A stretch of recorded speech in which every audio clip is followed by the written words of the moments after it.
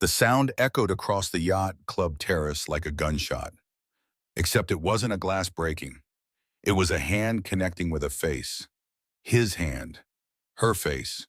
200 witnesses in evening gowns and tuxedos, all frozen in horror.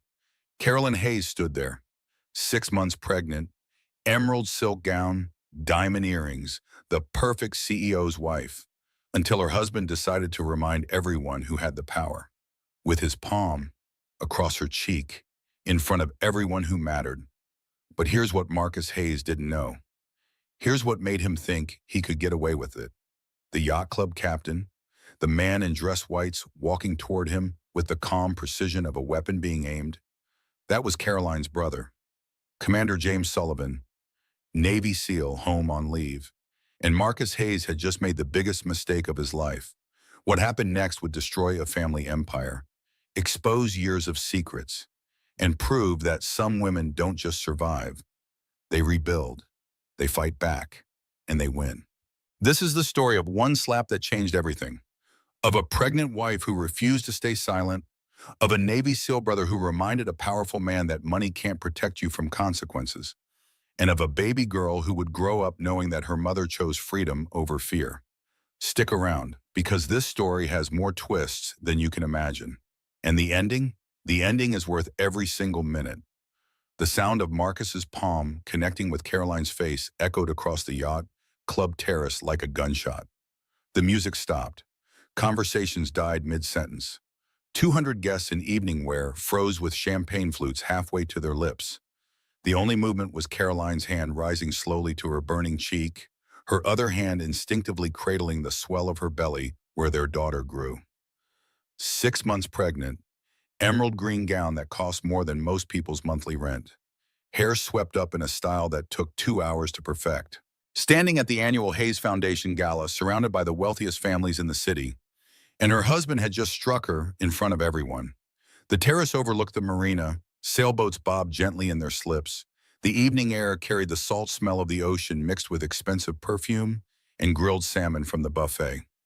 String lights created a golden glow over everything. It should have been perfect. It was supposed to be perfect. Marcus stood 3 feet away, his phone clutched in his right hand, his left hand still raised slightly from the follow-through. His face was flushed. His bow tie sat crooked. His eyes held that look Caroline had learned to recognize over the past year. That cold fury that meant she had crossed some invisible line only he could see. "You posted that photo?" His voice carried across the silent terrace, loud enough that the guests near the fountain could hear. Loud enough that Victoria Hayes, his mother, looked up from her conversation with the mayor's wife. "I told you to wait for approval." Caroline's mind moved slowly like she was underwater. Her cheek burned, her face felt hot, her stomach churned. The baby kicked once, hard, as if sensing her mother's distress. "Marcus, it's just the foundation logo with the donation thermometer." Her voice came out steady somehow. Years of practice keeping her voice steady when everything inside her was screaming. "We discussed posting it at 8 o'clock. It's 8:15. I thought." "You thought?" He stepped closer. Close enough that she could smell the scotch on his breath. 3 drinks in an hour. She'd been counting. "You don't think, Caroline. That's the problem. You never think." She did what every woman does in that moment, what generations of women have done when caught in the impossible space between truth and survival. She apologized. "I'm sorry, I should have asked again. I should have checked with you one more time before posting." Even with 200 witnesses, even pregnant with his child, even with his handprint burning on her face like a brand. She apologized.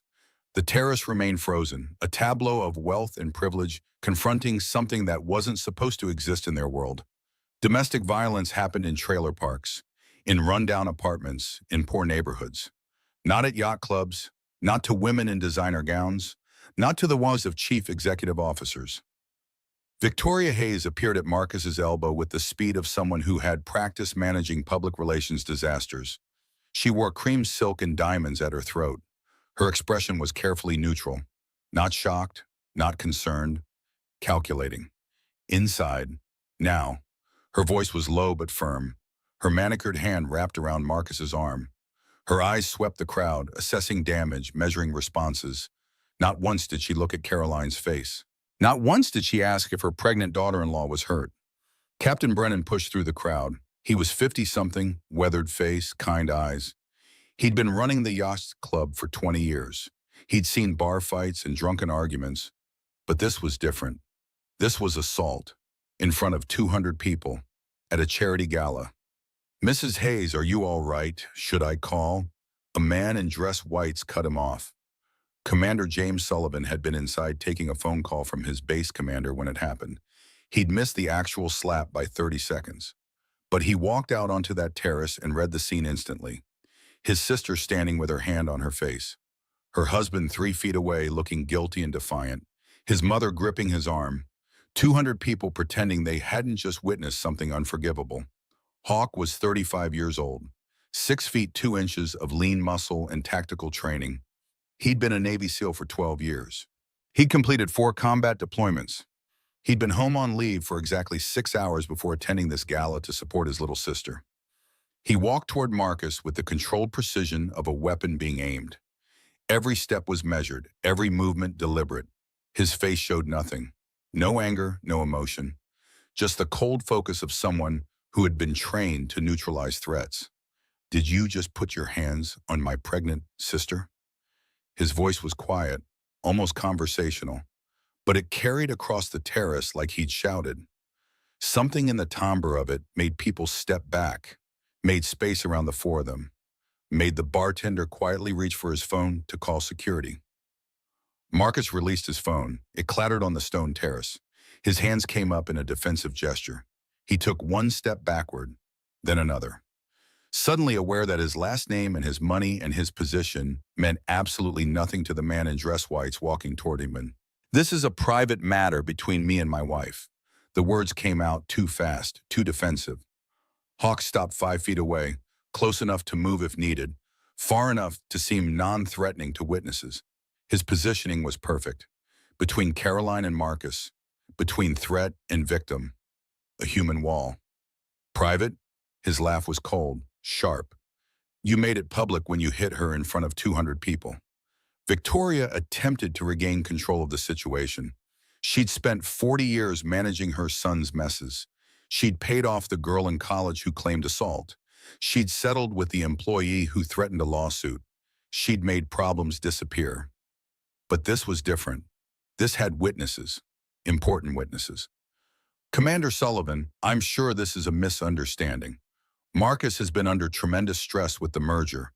The gala planning, he would never intentionally—" "I understand perfectly, Mrs. Hayes." Hawk's eyes never left Marcus. "I understand your son just committed assault and battery in front of multiple witnesses while his victim is carrying his child. That's what I understand." Caroline stood frozen, her hand still on her cheek. The burn was nothing compared to the realization flooding through her. This wasn't the first time Marcus had raised his hand. It was just the first time he couldn't control himself in public. All the little moments crashed over her. The grip on her arm last month that left bruises shaped like fingerprints. She'd worn long sleeves for a week. The way he'd back her into corners during arguments, using his size to intimidate. The shove when she questioned the credit card statement. She'd told herself it was an accident, that she'd lost her balance, that it wasn't what it looked like, but it was exactly what it looked like. Rachel Cooper appeared at Caroline's side. 28 years old, pixie-cut, dyed auburn, wearing a vintage cocktail dress she'd found at a thrift store. She was the wedding photographer for the gala. She'd been shooting candid moments all evening. Her camera hung around her neck, the camera that had captured everything.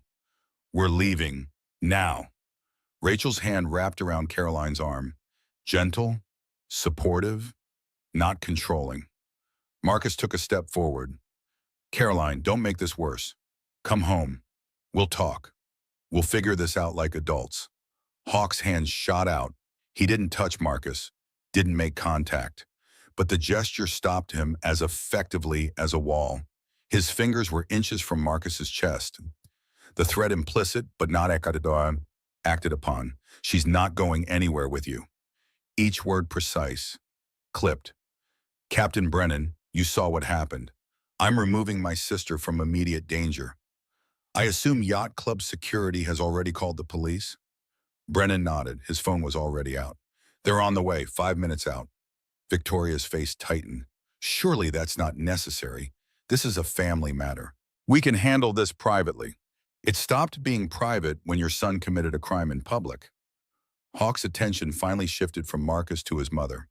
In my experience, men who hit their wives in front of crowds have usually been doing it in private for a while. So no, this won't be handled privately. Caroline let Rachel guide her toward the exit. Each step felt strange, disconnected, like she was watching herself from outside her body.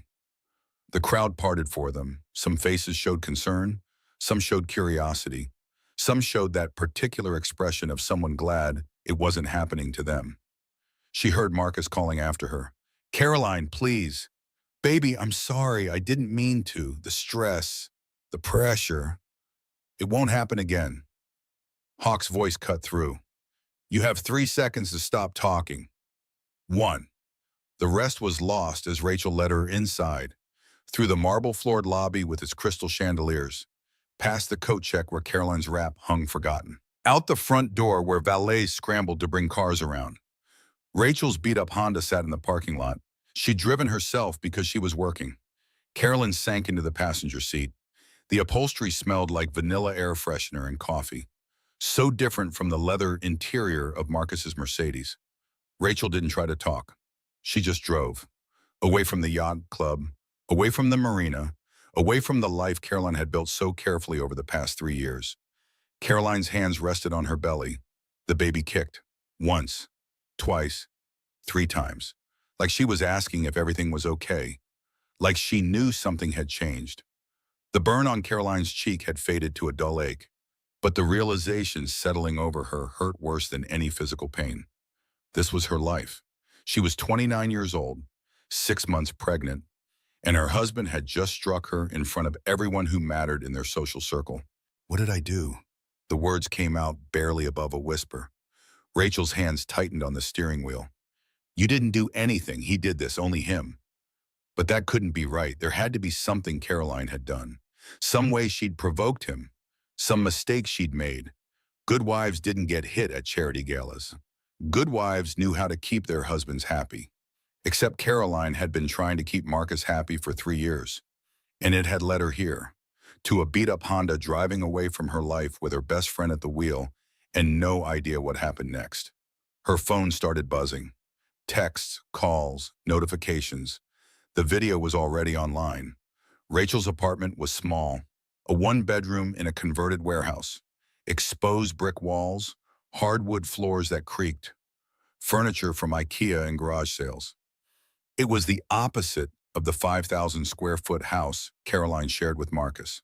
The house she'd bought with her trust fund, but put in his name for tax purposes. Or so he'd said. Caroline sat on the couch, still wearing her evening gown. The emerald silk pooled around her. Her heels sat on the floor where she'd kicked them off. Her hand kept going to her cheek even though the mark had faded, like she needed to confirm it had really happened. Hawk paced the apartment like a caged animal. He'd followed them in his rental barn. His dress whites were crisp despite the heat of the evening. His jaw was tight. His hands kept clenching and unclenching. Caroline recognized the signs. Her brother was controlling his temper through sheer force of will. "I'm calling Mom." Rachel had her phone out already, typing fast. "It's after 9. Caroline's voice sounded distant to her own ears. "She'll be asleep. She'll want to know." Rachel didn't look up from her phone. The apartment was quiet except for the hum of the air conditioner and the sound of Hawk's footsteps on the hardwood. Through the windows, the city stretched out below them. Lights in every direction. Millions of people living their normal lives while Caroline's fell apart. Her phone wouldn't stop buzzing. She'd silenced it, but she could feel each vibration through the couch cushion where she'd set it. Messages from people who'd been at the gala, people who'd seen the video, people who wanted the story. Rachel's phone started ringing. She answered immediately. "Jennifer, yes, she's here. She's safe. Yes, okay, she's driving up now."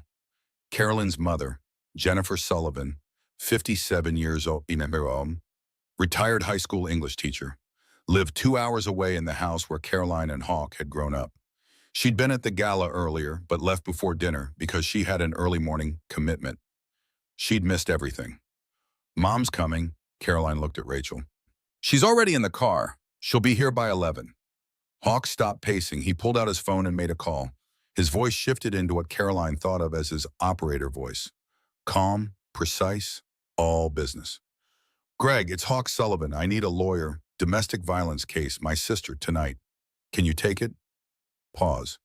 Good. I'll text you the details. She'll need a restraining order by Monday, and we'll need to press charges. Yes. Video evidence, multiple witnesses. Thanks. He made another call. This is Commander Sullivan. I need a security consultation. My sister is in immediate danger from her husband. Can you have someone at this address by morning? He rattled off Rachel's address. Good. Send me the invoice. Another call. Dr. Mitchell, this is James Sullivan, Caroline's brother. Yes, I know it's late. She needs to be seen. Tonight if possible. She was struck in the face. She's 6 months pregnant. We need to document injuries and make sure the baby's okay. Can you meet us at your office? 20 minutes? Thank you. Carolyn watched her brother work, making calls, arranging protection, planning next steps. This was what he did. He identified threats and neutralized them. He protected people. Right now, she was grateful he was good at it because she couldn't think straight. I need to change. She stood up slowly. The gown felt wrong, like wearing a costume, like pretending to be someone she wasn't anymore. Rachel led her to the bedroom, pulled out sweatpants and a soft t-shirt, helped her out of the gown because the zipper was in the back and Caroline's hands were shaking too much to manage it. In the bathroom, Caroline finally looked at her face in the mirror. The red mark on her left cheek had darkened slightly. It would probably bruise. Her makeup was smudged. Her carefully styled hair was falling down. Her eyes looked empty. She showered, let the water run hot, scrubbed at her skin like she could wash away the marriage, like she could scrub off the feeling of his hand connecting with her face, like she could rinse away 3 years of making herself smaller so he could feel bigger. When she finally came out, she'd removed her wedding rings. They sat on the bathroom counter. White gold. Her engagement ring had a 2-carat diamond. Her wedding band had smaller diamonds all the way around. She'd loved them once. Now she couldn't look at them. The sweatpants and t-shirt were soft, comfortable. She felt more like herself than she had in months, maybe years. In the living room, Hawk was still on the phone. Rachel was making tea. The mundane domestic activity felt surreal. We need to go to Dr. Mitchell's office. Hawk hung up. She's meeting us there in 15 minutes. We need to document your injuries. Take photos. Make sure the baby's okay. I'm fine. Caroline sat down heavily on the couch. The baby's moving. She's kicking. We don't need to. We need documentation. Hawk's voice was firm but gentle. For the restraining order, for the criminal case, and to make sure you're both actually okay. Please, Care. He hadn't called her Care since they were kids. The nickname made her throat tight. Her phone buzzed again. She picked it up this time, scrolled through the notifications. Text messages, social media mentions, missed calls, and then she saw it. The video. Someone had posted it to social media. Marcus's hand, her face, the sound of the slap, her hand going to her cheek, the crowd's collective gasp. It was all there, crystal clear. No denying what had happened. The caption read, CEO Marcus Hayes caught on camera assaulting pregnant wife at charity event. This is unacceptable. It had already been shared 5,000 times. The comments were a mix of support and victim blaming. I hope she leaves him. What did she do to make him so angry? Poor guy must have been provoked. This is why women need to be careful about pushing men. Carolyn felt sick. Rachel took the phone gently from her hands. Don't read the comments. Never read the comments. But it was too late. The words were burned into her mind.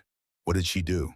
Poor guy, provoked, like his violence was her responsibility, like she'd somehow earned a slap across the face for posting a photo at 8:15 instead of 8 o'clock. The thing was, she knew exactly what people were thinking. She'd thought the same thing when she saw stories like this on the news. What did the woman do? Why doesn't she just leave? It can't be that bad if she stays. Now she was that woman. And she understood. It was never just one slap. It was 1,000 small cuts that led up to that moment. 1,000 times she'd adjusted her behavior to keep him calm.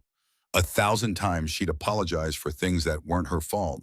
1,000 times she told herself it wasn't that bad, that she was overreacting, that all marriages had problems. That's what they don't tell you about abuse. It doesn't start with a slap in public. It starts with little erosions. Your opinion matters less. Your phone gets checked. Your friends slowly disappear because he doesn't like them. Your clothes are wrong. Your makeup is too much or not enough. The way you load the dishwasher is incorrect. The way you talk to his mother is disrespectful. The way you breathe is too loud, and you tell yourself you're being sensitive, that you're imagining things, that he's just stressed, that you need to be more understanding, that love means compromise, that marriage is work. Until one day he hits you at a yacht club in front of 200 people, and you can't pretend anymore. Dr. Sarah Mitchell met them at her office. She was in her 40s with kind eyes and gentle hands. She'd been Caroline's obstetrician from the beginning of the pregnancy. She'd seen Caroline every month. She'd measured the baby's growth. She'd listened to the heartbeat. She'd never asked about the bruises Caroline had explained away as clumsiness. Now she looked at Caroline's face and her expression shifted. Not surprise exactly, something more like confirmation of a suspicion she'd been carrying. Let's get you checked out. She led them to an exam room. The examination was thorough. Photos of Caroline's face from multiple angles. Documentation of a fading bruise on her upper arm that Caroline had forgotten about. The one from 2 weeks ago when Marcus grabbed her during a phone call with Hawk. Dr. Mitchell measured Caroline's belly, listened to the baby's heartbeat, did an ultrasound. The swooshing sound of their daughter's heart filled the room. Strong, steady, normal. Baby looks good, Dr. Mitchell smiled at the monitor. She's active, good size for gestational age. Fluid levels are normal. Placenta is in good position. Caroline watched her daughter on the screen. Tiny hands, tiny feet, already so perfect, already so loved. And Caroline had failed to protect her from this, had let her grow inside a body that was being hurt, had let her hear her mother apologize to the man who hurt them both. I need to ask you some questions. Dr. Mitchell's voice was gentle, professional. Has your husband been physical with you before tonight? The exam room was small. Hawk stood by the door. Rachel sat in a chair in the corner. Both of them silent, waiting. Carolyn nodded. Her throat was tight. Can you tell me about the other times? The floodgates opened. Caroline told her everything. The first time he'd grabbed her arm too hard. She'd made excuses, said she bruised easily, laughed it off. When he shoved her during an argument about wedding invitations, she blamed herself for pushing his buttons, for being too emotional, for not understanding the pressure he was under with work. Last month, he'd pushed her during an argument. She'd fallen, hit her hip on the corner of the coffee table. The bruise had been spectacular, purple and yellow and green. She'd lied to Dr. Mitchell about it, said she'd slipped getting out of the bathtub. I thought I could manage it. Caroline's voice broke. Keep things calm, not make him angry. I thought if I just tried harder, if I was a better wife, if I supported him more, if I stopped questioning him, if I made myself easier to love, it would stop. Dr. Mitchell's hand covered Caroline's, and then, this is not your fault. Nothing you did caused this. Nothing you could have done would have prevented it. This is about his choices, not yours. But Caroline had made choices too. She'd chosen to stay. She'd chosen to make excuses. She'd chosen to believe him when he said it wouldn't happen again. She'd chosen to get pregnant when part of her had known something was wrong. The guilt of pregnancy was crushing. Not guilt for leaving, guilt for staying so long, guilt for letting it get this far. Guilt for every time she'd let him diminish her in front of the child she was growing. What had she taught her daughter already? That mommy's voice doesn't matter? That daddy's anger controls the house? That love looks like fear?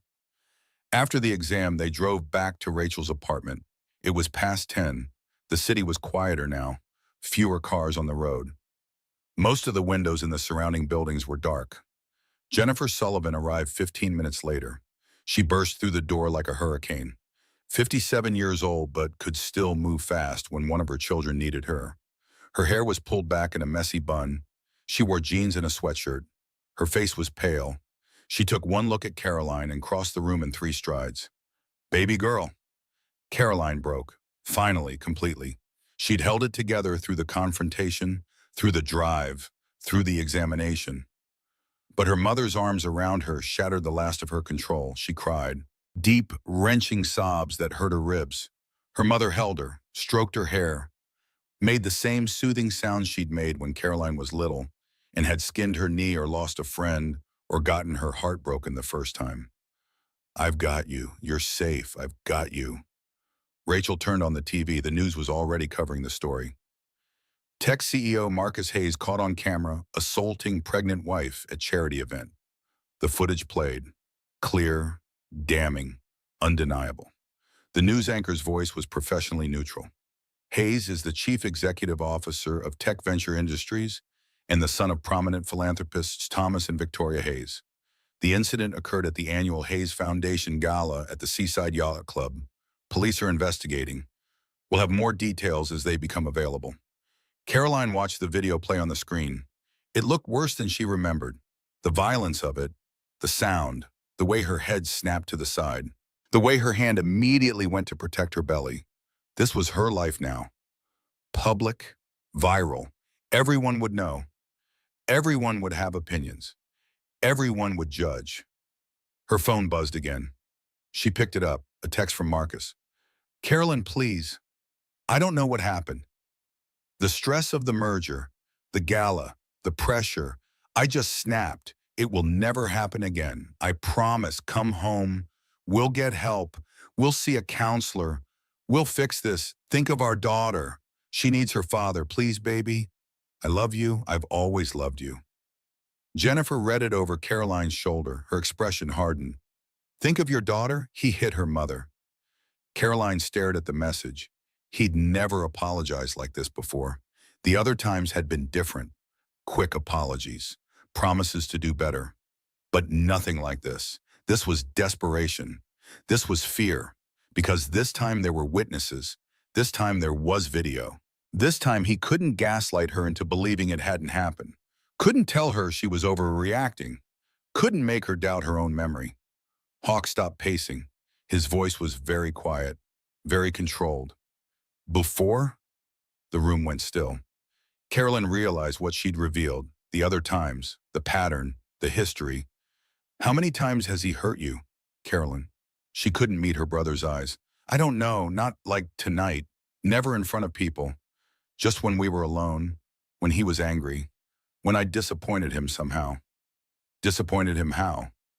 "Different things. Spending too much time with friends, talking too long on the phone with you or mom, questioning where money was going, forgetting something he'd asked me to do, being too tired for sex, not being enthusiastic enough about his business deals, having my own opinion about anything that mattered." Each word felt like a confession. Each admission another piece of her dignity stripped away. She was educated, successful, from a good family. She'd grown up watching her father treat her mother with respect and kindness. She knew what healthy relationships looked like, and she'd still ended up here. The shame is what keeps you silent. Not shame about what he did, shame that you let it happen, shame that you're educated and successful and from a good family and somehow ended up here anyway. Shame that you didn't leave the first time. Shame that you got pregnant. Shame that part of you still loves him, even though another part knows you can't go back. Shame that maybe, possibly, in some small way, you deserved it. Even though you know that's not true. Even though you would never think that about another woman. Even though you'd tell any friend in this situation to leave immediately. The shame whispers that you're different, that you failed, that you should have known better. The doorbell rang. Everyone jumped. Hawk moved to the door, checked the peephole. Police. 2 detectives. They showed their badges. Detective Morrison was a woman in her 40s with short gray hair and eyes that had seen too much. Detective Chen was younger, maybe early 30s, with a kind face. They were professional. Courteous. They asked permission to come in. They asked if Caroline felt safe enough to talk. They asked if she needed anything. Water, a lawyer present, time.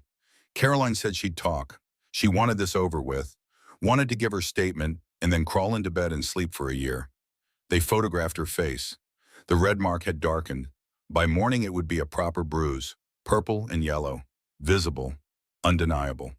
Has your husband been physical with you before tonight, Mrs. Hayes? Carolyn hesitated. Hawk's hand squeezed her shoulder. Steady, supportive. Yes. The word opened a door. Behind it was everything she'd been carrying alone. All the fear, all the confusion, all the times she'd made excuses, all the times she'd blamed herself, all the times she'd wondered if she was going crazy.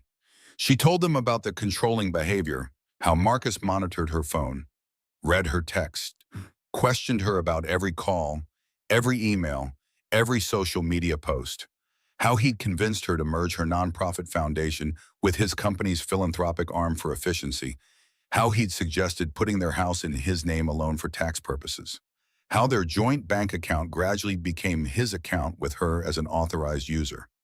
She told them about the financial isolation, how she had a trust fund from her grandparents, but Marcus managed it, how she couldn't access the accounts without his permission, how he gave her an allowance for personal expenses but questioned every purchase, how he'd cancel her credit cards if she spent too much without asking.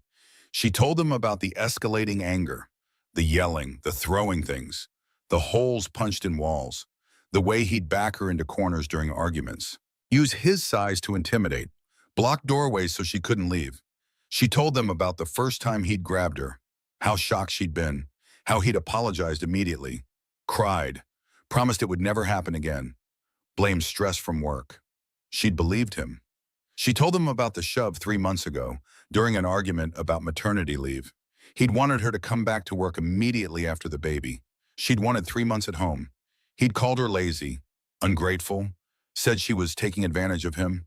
When she defended herself, he'd shoved her. Hard. She'd stumbled backward, caught herself on the counter. She told them about 2 weeks ago. She'd been on the phone with Hawk, discussing his visit for the gala. Making plans, laughing. Marcus came home from work early, heard her laughing, asked who she was talking to. When she said her brother, his face changed. He grabbed her arm, squeezed until she hung up. Told her she needed to prioritize her husband over her family. The bruises lasted a week. Detective Morrison listened without interrupting. She took notes. Her expression never changed. Professional, neutral. But something in her eyes said she'd heard this story before, that Caroline was one of hundreds, thousands, millions.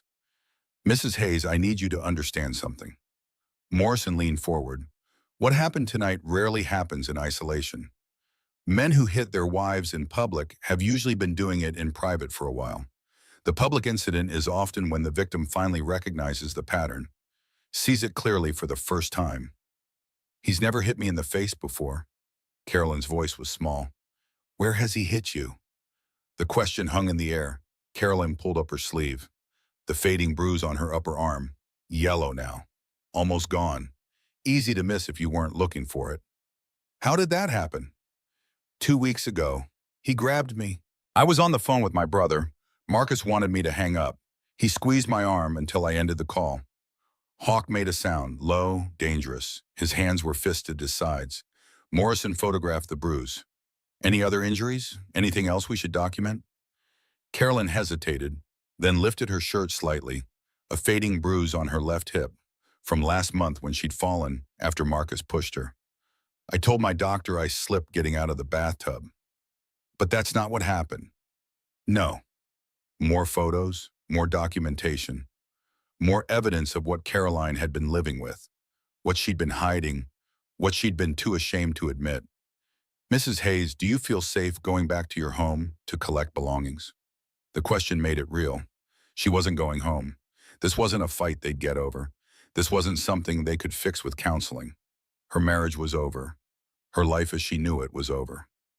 No, the word came out stronger than she expected. I don't feel safe.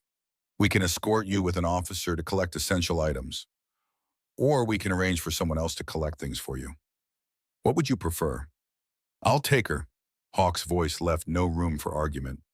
With police escort, tomorrow morning when Marcus will be at his office, she can get her clothes, her documents, her personal items. Then we change the locks and file for a restraining order. Morrison nodded. We'll arrange an escort for 10 in the morning. That gives you time to make a list of what you need. We'll also be filing charges. Assault and battery, enhanced because of the pregnancy. The district attorney will be in touch. After the detectives left, the apartment felt too quiet, too small. The walls were closing in. Caroline couldn't breathe properly. She went to the window, looked out at the city. Somewhere out there, Marcus was in their house. Their beautiful house that she'd bought with her inheritance but couldn't go back to. Was he sorry? Was he scared? Was he already planning his defense? Was he talking to lawyers? Calling in favors? Preparing to fight? Her phone buzzed. Messages kept coming.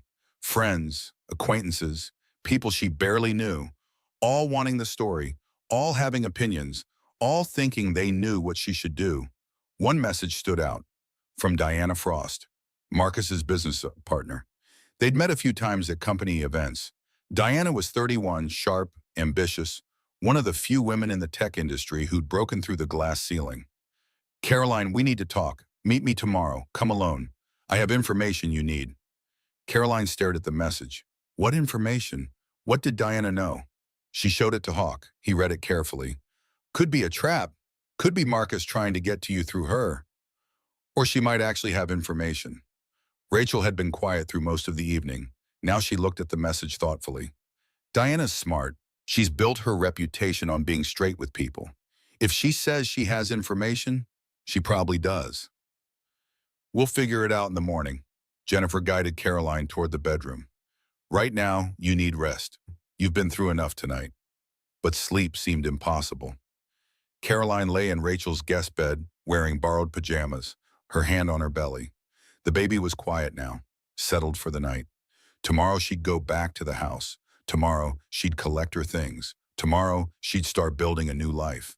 Tomorrow everything would be different. She'd thought the slap was the worst moment of her life, the moment everything fell apart. But lying there in the dark, Caroline realized something. The slap wasn't when her life fell apart. It was when she finally saw clearly what her life had become.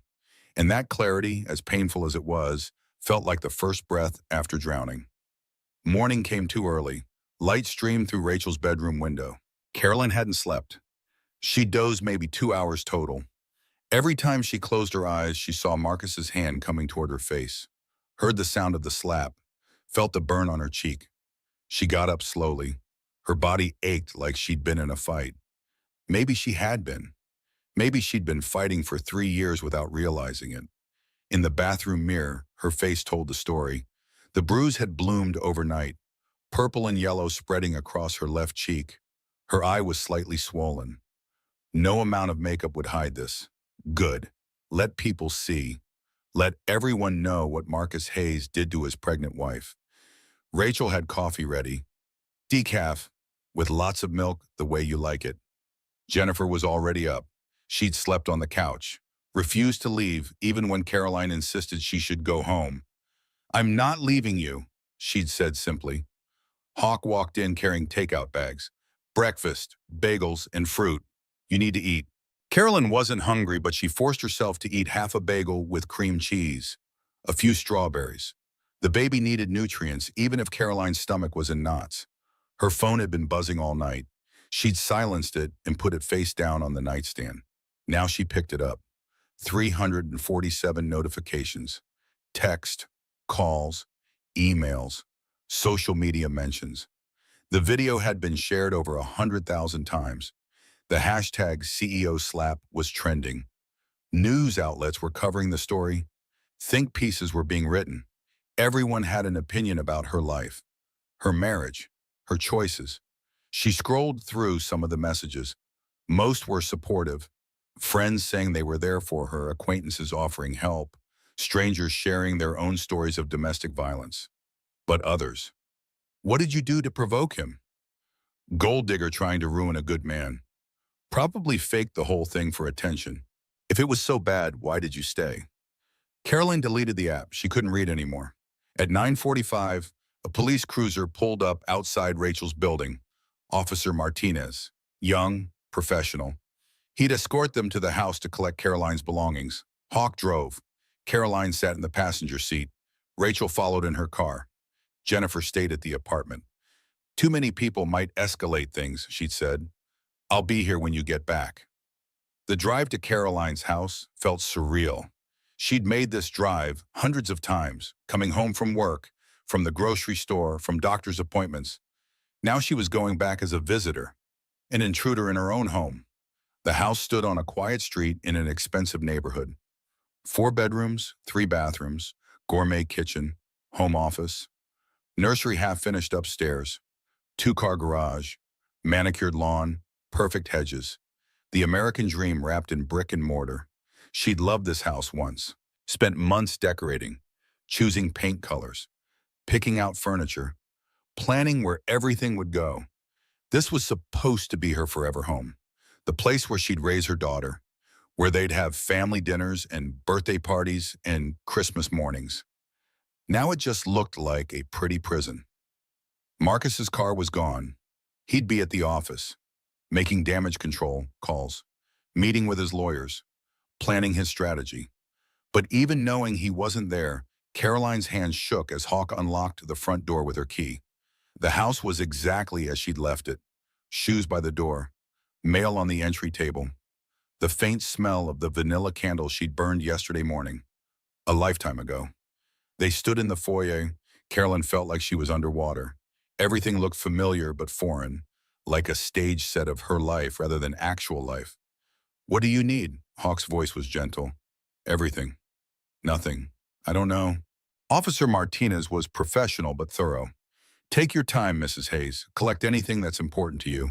Documents especially will help carry boxes. Carolyn moved through the house like a ghost. In the bedroom, her clothes hung in the closet next to Marcus's extensive collection. His side took up 3/4 of the space.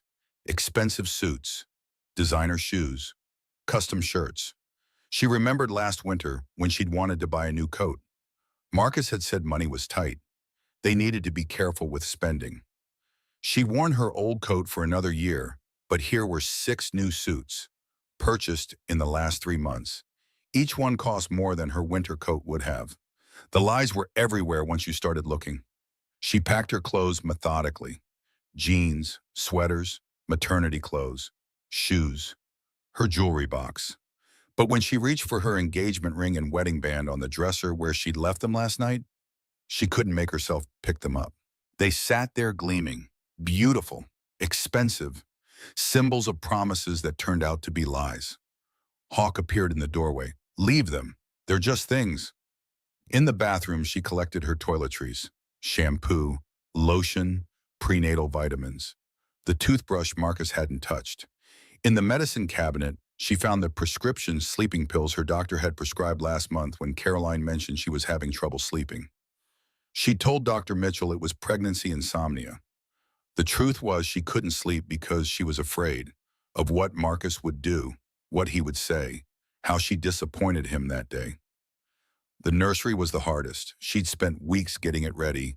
Pale yellow walls, white furniture, a rocking chair by the window, stuffed animals arranged on shelves. Everything perfect, everything ready. Except it wasn't ready. It was a lie.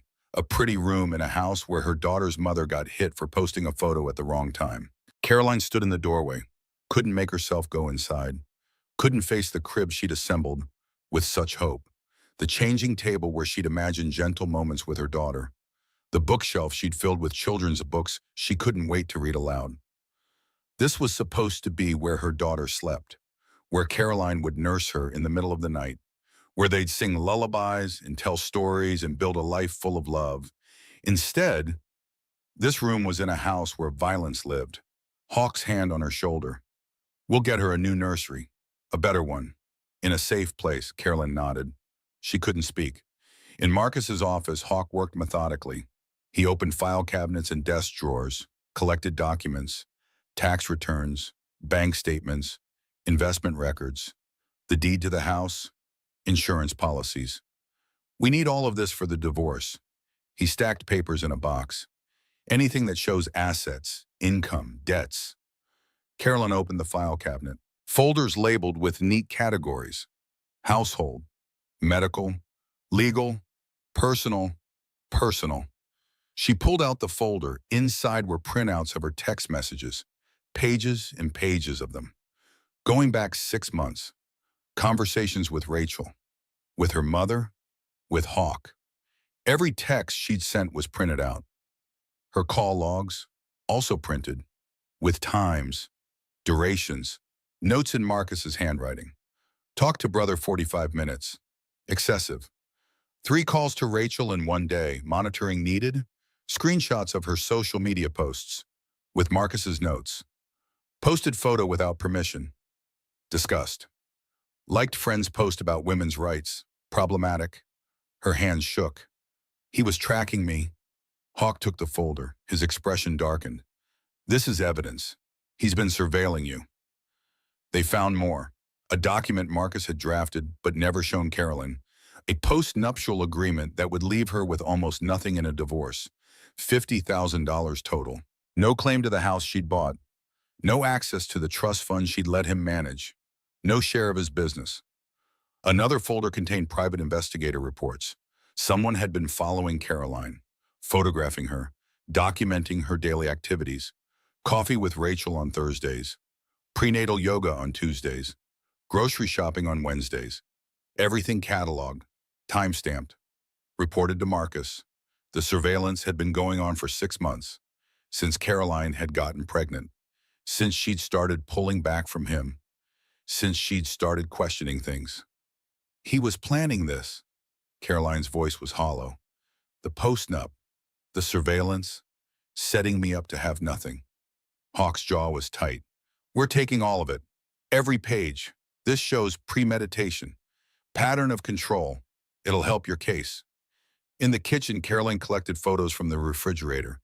Pictures of her family, her parents, Hawk in his uniform, friends, memories of a life before Marcus. Rachel had been searching the living room. Now she appeared with Caroline's laptop and tablet. Found these in the console. Figured you'd need them. Thank you. Caroline took them. Her fingers brushed the laptop case. Inside were her business plans for the foundation she'd started before marrying Marcus. The nonprofit that helped women start small businesses.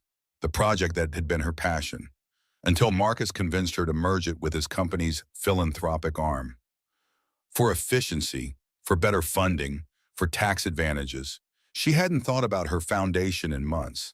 Hadn't attended a board meeting. Hadn't reviewed financials. She'd been too busy trying to be the wife Marcus wanted. What had happened to her foundation? Was it still running? Were the women she'd helped still getting support? Or had Marcus dismantled it like he'd dismantled everything else in her life? They moved through the house gathering items. Books, photos, the quilt her grandmother had made. Small things that were hers, that had existed before Marcus, that would exist after. Hawk carried boxes to his rental car. Rachel helped pack. Officer Martinez documented everything for the police report, made sure nothing valuable was damaged, made sure they had witnesses to what they took. Caroline stood in the living room one last time, this room where she'd hosted dinner parties, where she'd decorated for Christmas, where she'd sat on the couch reading baby books and imagining her future. She'd built her life around making Marcus happy, made herself smaller so he could feel bigger, apologized for things that weren't her fault, walked on eggshells, monitored her words, her actions, her thoughts. And the worst part? She'd been grateful when he was kind, grateful for basic human decency, grateful when he didn't yell, when he didn't criticize, when he touched her gently instead of roughly. She'd been grateful for crumbs when she deserved a feast. The realization was crushing and freeing at the same time. They were loading the last box when Hawk called from Marcus's office. Caroline, you need to see this. She walked back down the hallway. Each step felt heavy. Hawk stood in front of the open closet in Marcus's office. The closet where he kept extra supplies, paper, files, old electronics, except now it was open. And inside, behind the boxes, was something that didn't belong. Women's clothing, expensive, designer labels, but not Caroline's size. Smaller, more fitted. Styles she would never wear. Lingerie, red lace, black silk, things she'd never seen before. A shoebox. Inside were hotel receipts, restaurants Caroline had never been to, dates from the past 6 months. Some from nights Marcus had said he was working late, others from weekends when he'd said he was at business or conferences. A note, written in feminine script on expensive stationery. Can't wait for Saturday. Same hotel, room 312. Thank you for last weekend. You make me feel alive. All my love. A. The note was dated 2 weeks ago. The weekend Marcus had told Caroline he was in Chicago for a tech conference. She'd been home alone, 6 months pregnant, organizing the nursery, while he was in a hotel with someone else. Caroline picked up the note. Read it again. The handwriting was neat, careful. The paper smelled like perfume, something floral, expensive. He was cheating. Her voice sounded distant. All this time, while monitoring me, while tracking my phone, while getting angry if I talked to friends too long. He was cheating. The hypocrisy was staggering. The control, the surveillance, the accusations, all while he was having an affair. Or affairs. The hotel receipts went back months, different cities, different dates. How many women? How long had this been going on? Hawk photographed everything. The clothes, the receipts, the note, more evidence, more proof of who Marcus Hayes really was. Rachel stood in the doorway, her face was pale. Caroline, I'm so sorry. But Caroline didn't feel sorry. She felt angry, cold, precise rage that cut through the confusion and guilt and shame. He'd been planning to leave her with nothing, to take everything she owned, to declare her incompetent, to steal her foundation's money, all while sleeping with other women, all while controlling every aspect of her life. The anger felt good, clean.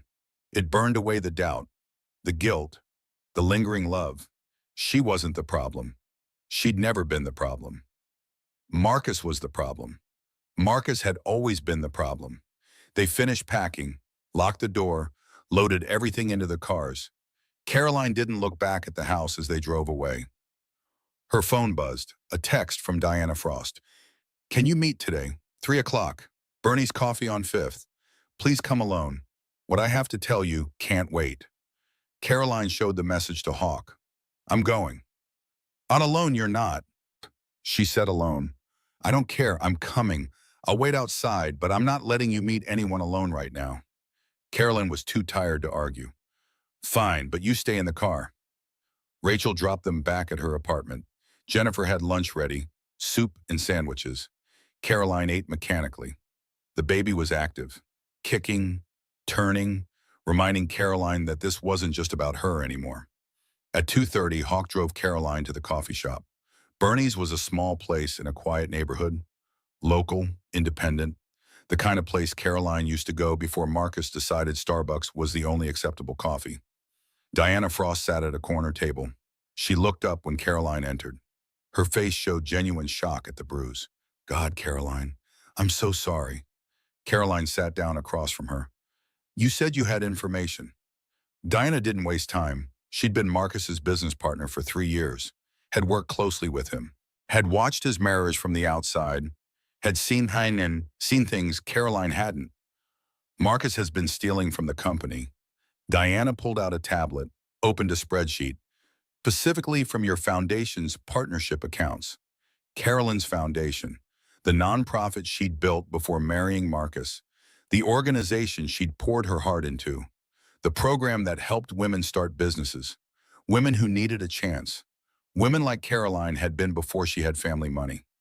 After the wedding, Marcus convinced her to merge her foundation with his company's philanthropic arm.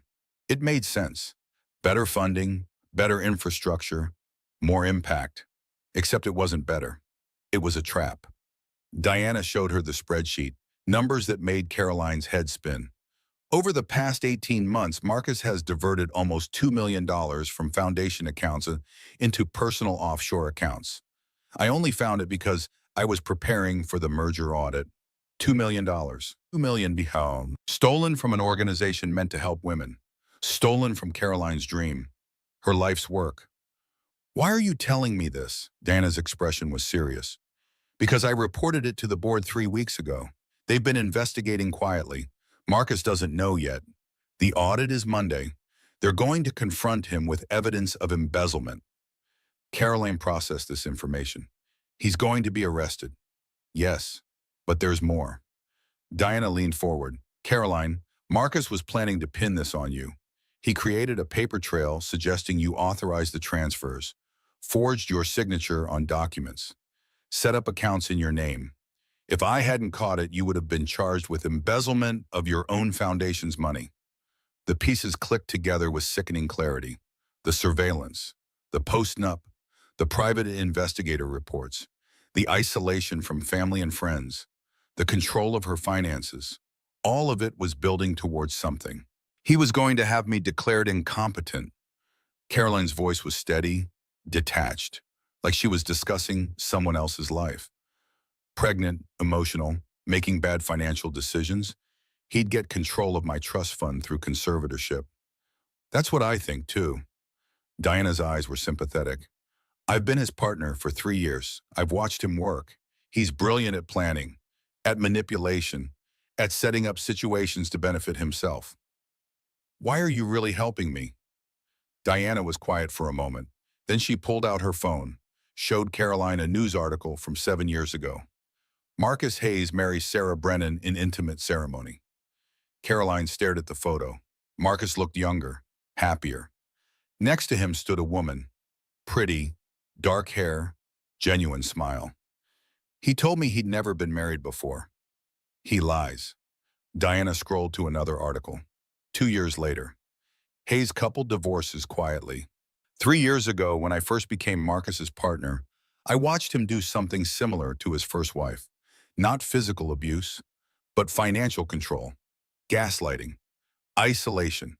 She walked away with almost nothing because he'd spent 2 years setting her up, making her look unstable, documenting her erratic behavior, getting doctors to prescribe medications, building a case for incompetence.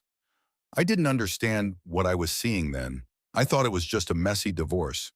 But now, watching what he's doing to you, I see the pattern. This is what he does. He finds successful women, women with money or connections or both. He marries them, controls them, and when he's extracted everything he can, he destroys them and moves on. Caroline felt sick. Where is Sarah now?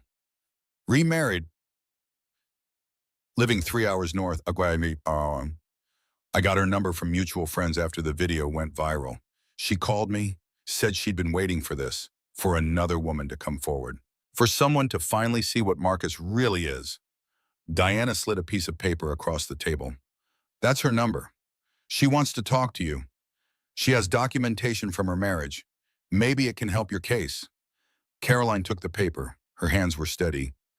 Thank you for telling me. There's one more thing. Diana's phone buzzed. She looked at the screen.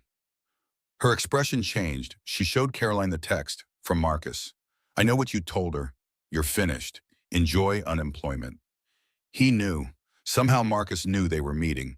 Either he'd been watching Diana or Caroline was still being followed. Diana stood up. I need to go. Be careful, Caroline. Marcus is losing everything. The board is voting him out Monday. The police are investigating the assault. Now this meeting, he's cornered, and cornered animals are dangerous. After Diana left, Caroline sat alone at the table. Her coffee had gone cold. Through the window, she could see Hawk in the car, watching, waiting.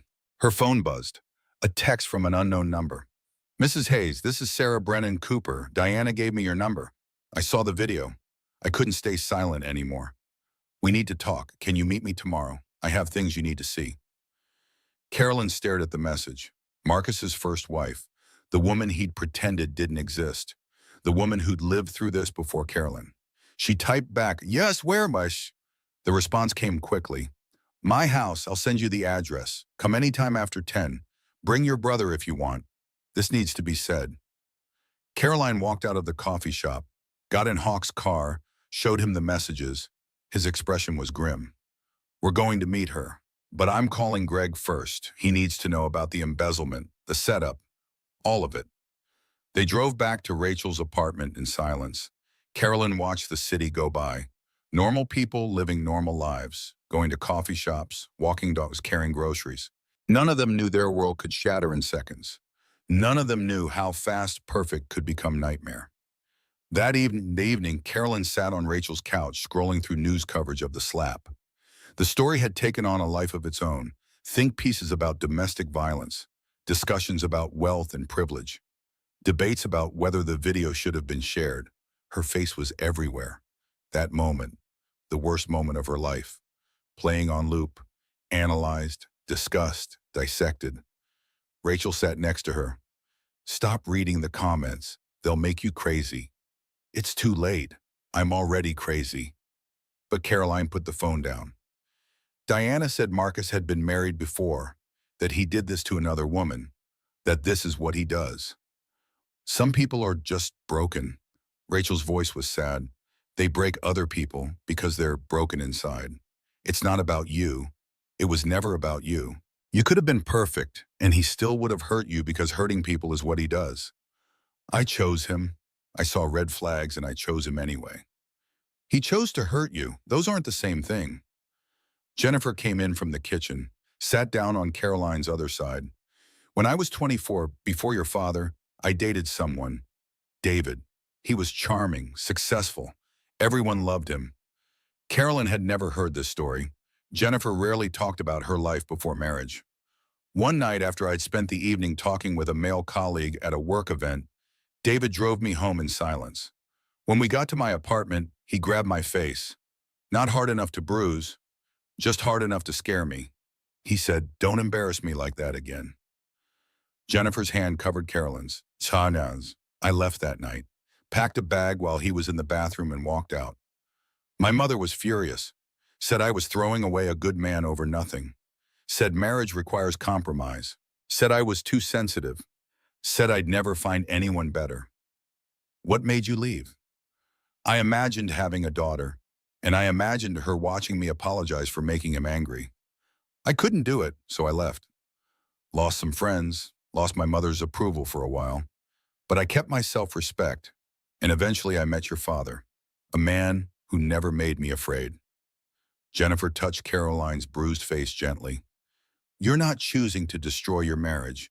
You're choosing to protect that little girl, the one inside you and the one you used to be. You're choosing yourself, finally. Caroline leaned against her mother. Outside, the sun was setting, painting the sky in shades of orange and pink. Beautiful, normal. Like the world hadn't changed, but it had. Everything had changed. And tomorrow she'd meet Sarah, hear her story, learn what Marcus had done before, understand the pattern. Tomorrow she'd take another step away from the man who'd promised to love her forever and instead had hurt her in every way possible. Tomorrow she'd keep moving forward, because going back wasn't an option anymore. The drive to Sarah Brennan Cooper's house took 2 hours, north through suburbia into small-town America. Trees lining the roads, houses with actual yards, kids playing in driveways. Sarah lived in a modest neighborhood, 2-story homes built in the 70s, well-maintained but not fancy, nothing like the mansion Caroline had shared with Marcus. Hawk had insisted on coming. Jennifer stayed back with Rachel. Too many people might overwhelm her, Jennifer had said. Sarah answered the door within seconds of their knock. She was 38, pretty, kind eyes that held sadness and strength in equal measure. She wore jean as Anna sweater, no makeup, her hair pulled back in a simple ponytail. Caroline, she took both of Caroline's hands, squeezed gently. I've been expecting you for 7 years. They sat in Sarah's kitchen, cozy, warm, the smell of fresh coffee and cinnamon rolls. Through the window, Caroline could see a swing set in the backyard, toys scattered on the grass, evidence of children, of life, of rebuilding. I met Marcus 10 years ago. Sarah poured coffee, her hands were steady. I was 28, working as a marketing director. He was 31, CEO of a startup. We met at a networking event. He was charming, attentive, different from other guys. Caroline listened, hearing her own story reflected back. The courtship was intense. Flowers every day, texts every hour. He wanted to know everything about me. I thought it was romantic. It was reconnaissance. Sarah set down her mug. He moved fast, engaged after 4 months, married after 6. I thought I was lucky. I thought I'd found my soulmate. What I'd found was a predator. It started small. He didn't like my friends, said they were negative influences. Jealous of our happiness, one by one I stopped seeing them. Then it was my job. He convinced me to quit. We didn't need my income. His business was doing well. I could pursue hobbies, relax, be a wife. I thought it was generous. It was isolation. Carolyn knew. She knew every word, every manipulation. It was like Sarah was describing Caroline's marriage. Then it was my family. My parents questioned some of his decisions. Nothing major, just normal parent stuff. Marcus said they didn't respect our relationship, didn't support our marriage. We should limit contact. So I did. By the time we'd been married a year, I was completely alone. My friends were gone. I didn't work. My family barely spoke to me. All I had was Marcus. Sarah stood, walked to a drawer, pulled out a journal. Old, worn. She opened it, page after page of handwriting. Neat, controlled, desperate. I kept this during the marriage. Read it after I got out. It's like reading about a stranger. This woman who thought everything was her fault, who apologized constantly, who tried so hard to be perfect. She read aloud, I need to be better. I need to make him happy. If I just try harder, he won't be disappointed. It's my fault he's stressed. I should be more supportive, more understanding, a better wife. Carolyn's throat was tight. She'd thought those exact thoughts, written them in her own journal, believed them with her whole heart. When did it end? My sister, Emily. She showed up one day, hadn't seen me in months. Marcus was at work. She took one look at me and knew. I'd lost 30 pounds, stopped wearing makeup, stopped doing anything but trying to please him. She literally packed my bags and drove me to her house. Sarah closed the journal. Marcus didn't fight the divorce. Know why? Because he'd already drained our joint accounts. Cleaned out my savings. The house we bought together was in his name only. I walked away with almost nothing. 50,000 in settlement. 3 years of my life gone for less than a good salary. But I was alive, I was free, and I promised myself I'd rebuild. So I did. Hawk had been quiet. Now he spoke. You tried to warn people. Sarah nodded. I called his mother, Victoria, told her everything. She said I was bitter, vindictive, trying to ruin her son's reputation because our marriage failed. She threatened legal action if I continued. I told mutual friends. They said every marriage has problems, that I should have tried harder, that divorce was the easy way out. By then, Marcus was already with someone new. He moves fast, doesn't leave time for his reputation to catch up. She looked at Caroline. That someone new was probably you. We met 8 months after his divorce was final. Caroline's voice was hollow. He told me he'd never been married, that he'd focused on his career, that I was his first serious relationship. He lied. Sarah said it simply, like it was obvious. Because it was. He lies about everything. Who he is, what he wants, what he's done. Lying is easier than telling truth for men like him. Sarah pulled out a folder. Thick, organized. She'd kept everything. My lawyer made me document everything for the divorce. I'm giving this to you. Financial records showing how he drained accounts. Emails where he gaslit me. Text messages where he controlled my schedule. All of it. She spread papers on the table. Bank statements, investment records, emails, texts, a timeline of isolation, of financial abuse, of systematic destruction. Diana told me Marcus is stealing from your foundation. $2 million. Caroline's voice was steady, and setting me up to take the blame. Sarah wasn't surprised. He did something similar to me. Took money from my business account before I closed it. Small amounts, made it look like I was mismanaging finances. Built a case that I was unstable, emotional, couldn't be trusted with money. When I tried to fight back, he had documentation. Therapy records where he'd convinced me I needed help. Bank statements showing erratic spending. Emails where I'd apologize for being difficult. He'd been building his case for months before I even knew there was a case. Sitting there in Sarah's kitchen, Caroline felt the weight of it. Marcus hadn't married her impulsively. He'd chosen her carefully, planned everything, the courtship, the wedding, the isolation, the control. All of it was strategy. She'd thought she was special, thought their love was unique, but she was just another Mark, another successful woman to exploit. The realization should have hurt. Instead, it clarified things. This wasn't about her failing as a wife. This was about his pattern as an abuser. How long did it take you to recover? Sarah was quiet for a moment. 3 years before I felt normal, 5 before I could date without panic attacks, 7 before I could trust my own judgment.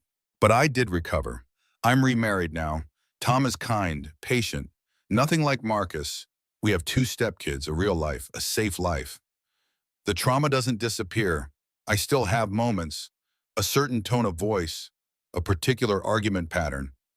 I freeze up, but it's manageable now, and I'm stronger for having survived it. Sarah reached across the table, took Caroline's hands.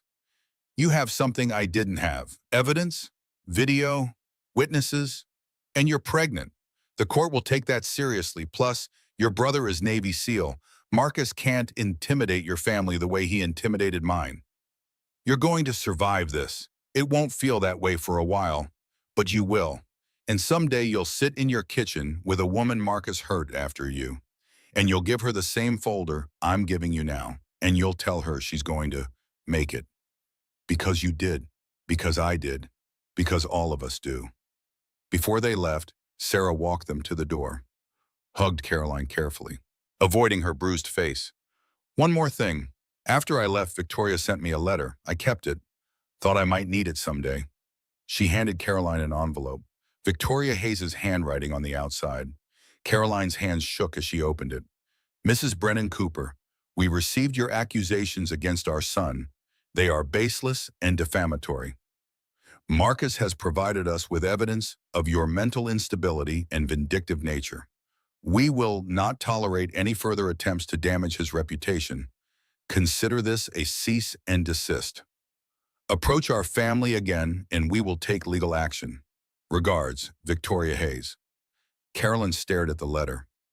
The Hayes family had known. Victoria had known Marcus was abusive, had known what he'd done to Sarah. And instead of stopping him, instead of getting him help, she'd protected him, threatened his victim, enabled him to find another woman to hurt. They knew. The whole family knew exactly what Marcus was. The drive back was quiet. Caroline couldn't stop thinking about Sarah, about the journal entries, about the similarity of their experiences, about how close she'd come to losing everything just like Sarah had. Except Caroline was pregnant. That changed things, made the stakes higher, made the urgency greater. Her daughter would never know that world, would never see her mother apologize for existing, would never learn that love looks like fear. Back at Rachel's apartment, Caroline was exhausted, the kind of tired that goes bone deep, emotional exhaustion on top of physical pregnancy fatigue. She lay down on the guest bed, her hand on her belly. The baby was active, kicking, turning, oblivious to the chaos surrounding her entrance into the world. I'm sorry, Caroline whispered to her daughter. I'm sorry I chose him. I'm sorry you'll grow up without a father. I'm sorry this is how your story starts. But maybe that was wrong. Maybe the story didn't start with Marcus's violence. Maybe it started with Caroline's strength, with her decision to leave, with her refusal to let her daughter grow up watching abuse. Maybe the story was about survival, about choosing yourself, about breaking cycles. That night, Caroline didn't cry, didn't fall apart. She just lay there thinking about Sarah, about recovery, about the long road ahead, and about the folder Sarah had given her. Evidence of pattern, proof that Caroline wasn't crazy, documentation that could help her case. The lies weren't the worst part. The worst part was realizing how completely she'd been played. Every I love you was calculation. Every I'm sorry was manipulation. She was never a wife. She was a target, a mark, a means to an end. But she wasn't that anymore. Now she was a survivor, a single mother, a woman rebuilding. And Marcus Hayes was about to learn that she was harder to destroy than he'd calculated. That night, in Rachel's guest room, Carolyn stared at the ceiling. The events of the past 2 days played on loop in her mind.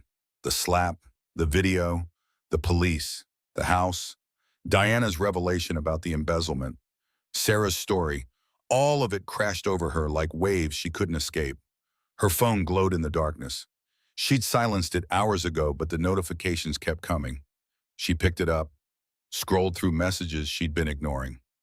From Marcus. 5 texts in a row. Caroline, please talk to me. I've checked myself into a treatment facility. I'm getting help. For us. For our daughter. I know I messed up. I know I hurt you, but people make mistakes. Please don't throw away 3 years over one bad moment. Think about our daughter. She deserves her father. She deserves an intact family. I love you. I've always loved you. Please come home. Carolyn read them multiple times, looking for sincerity, finding only manipulation. Every word calculated to make her doubt, to make her feel guilty, to make her come back. That's not love. Love doesn't hit. Love doesn't control. Love doesn't track your phone. Love doesn't steal from your foundation. Love doesn't cheat while monitoring your every move. Love doesn't build a case to declare you incompetent. That was control dressed up as love. That was ownership pretending to be partnership. But doubt crept in anyway. The doubt is what keeps women trapped. Not love. Doubt. The doubt that maybe you're overreacting. Maybe he can change. Maybe you're being too harsh. Maybe your daughter really does deserve her father. Maybe you're destroying a family over one mistake. Maybe, maybe, maybe. The doubt is louder than the bruise on your face. Carolyn got up, walked to the bathroom, looked at herself in the mirror. The bruise had spread, purple and yellow and green spreading across her cheekbone. By tomorrow, it would look worse before it started healing. She thought about what people would say if she went back, if she forgave him, if she gave him another chance. They'd say she was weak, stupid, asking for more abuse. They'd judge her, roll their eyes, say she deserved whatever happened next.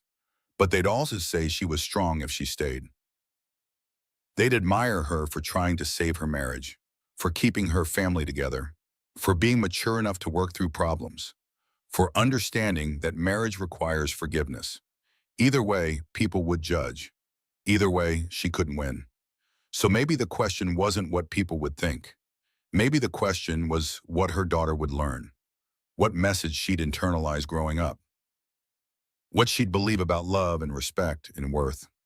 If Caroline stayed, her daughter would learn that mommy apologizes for daddy's violence, that women tolerate abuse to keep families together, that love means fear, that bruises are the price of stability.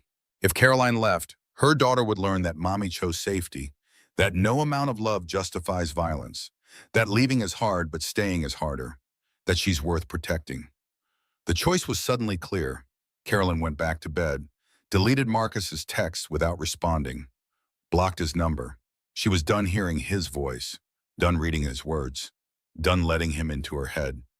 Morning came with bright sunshine mocking her mood. Jennifer made breakfast, scrambled eggs and toast, orange juice. Caroline ate because the baby needed nutrition, not because she had appetite. The news is calling it the Yacht Club slap. Rachel looked up from her laptop. Like it's entertainment, like your life is content. Let them talk. Caroline's voice was flat. At least everyone knows what he is now. Her phone rang. Gregory Whitmore, the lawyer Hawk had hired. She answered. Mrs. Hayes, I've reviewed everything. The police reports, the medical documentation, the evidence from the house, Diana's information about the embezzlement, Sarah's documentation of pattern. We have a strong case. What happens now? We file for emergency restraining order Monday morning. Based on the evidence, I'm confident the judge will grant it. We'll also file for divorce in full custody. Given the circumstances, there's no way Marcus gets unsupervised visitation. The criminal case moves forward separately. The district attorney is pursuing charges, assault and battery, enhanced sentencing because of the pregnancy. He's looking at jail time if convicted. And the embezzlement? Carolyn asked. That's federal. The FBI is investigating. Diana's documentation shows clear evidence of fraud. Marcus is likely facing charges on that front too. Gregory paused. Mrs. Hayes, I need you to prepare for this to get ugly. Marcus is going to fight. He has resources, connections. He'll hire expensive lawyers. He'll try to paint you as unstable, vindictive. He'll use the pregnancy to claim you're emotional. He'll do everything possible to avoid consequences. Let him try. Caroline's voice was steel. I have truth on my side and evidence and witnesses. Let him explain the video. Let him explain Sarah. Let him explain $2 million stolen from my foundation. After the call, Caroline felt steadier. Having a plan helped. Having a lawyer who believed her helped. Having next steps helped. But the day dragged. Sunday. No court, no lawyers, just waiting. Rachel's apartment felt smaller by the hour. Caroline was restless, anxious. Her mind wouldn't settle. That evening, Caroline's phone rang. Unknown number. She almost didn't answer, but something made her pick up. Mrs. Hayes, this is Detective Morrison. I'm calling with an update on your case. Caroline's heart raced. What happened? Marcus Hayes was arrested this morning. Not for the assault, for embezzlement. Federal agents executed a search warrant at his office and home. They found evidence of financial fraud. He's being held pending arraignment. The room tilted. Carolyn sat down hard on the couch. He's arrested? Yes. The federal case moved faster than expected. Diana Frost's documentation was thorough. Combined with the audit findings, they had enough for arrest. He's in federal custody. After the call ended, Carolyn sat in silence. Marcus was in jail, actually arrested, facing federal charges. His life was imploding in real time. She didn't feel victory. She felt numb. This man she'd loved, married, built a life with, he was in jail. And part of her felt guilty for it. Part of her wanted to fix it, to help him, to be the supportive wife. That part was what made abuse so insidious, even knowing what he'd done, even having evidence, even being safe now. Part of her still felt responsible for his consequences. This is his fault. Jennifer's voice broke through Caroline's thoughts. He chose to embezzle. He chose to abuse you. He chose every action that led him here. You didn't put him in jail. He put himself there. Intellectually, Carolyn knew that.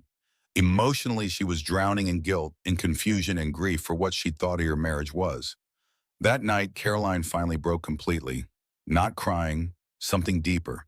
She sat on the floor of Rachel's guest room, back against the bed, and couldn't move, couldn't think, couldn't process anymore. I chose this. The thoughts circled endlessly.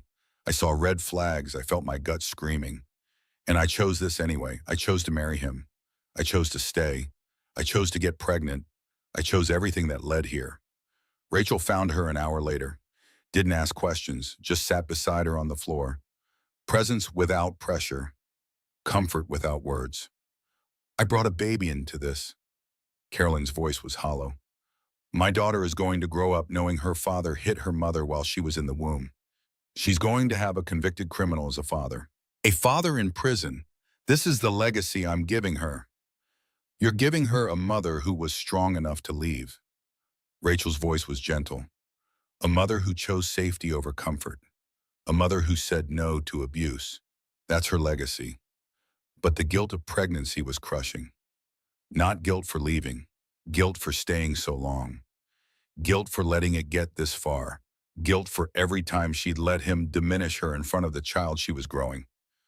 What had she taught her already? That mommy's voice doesn't matter? That daddy's anger controls the house?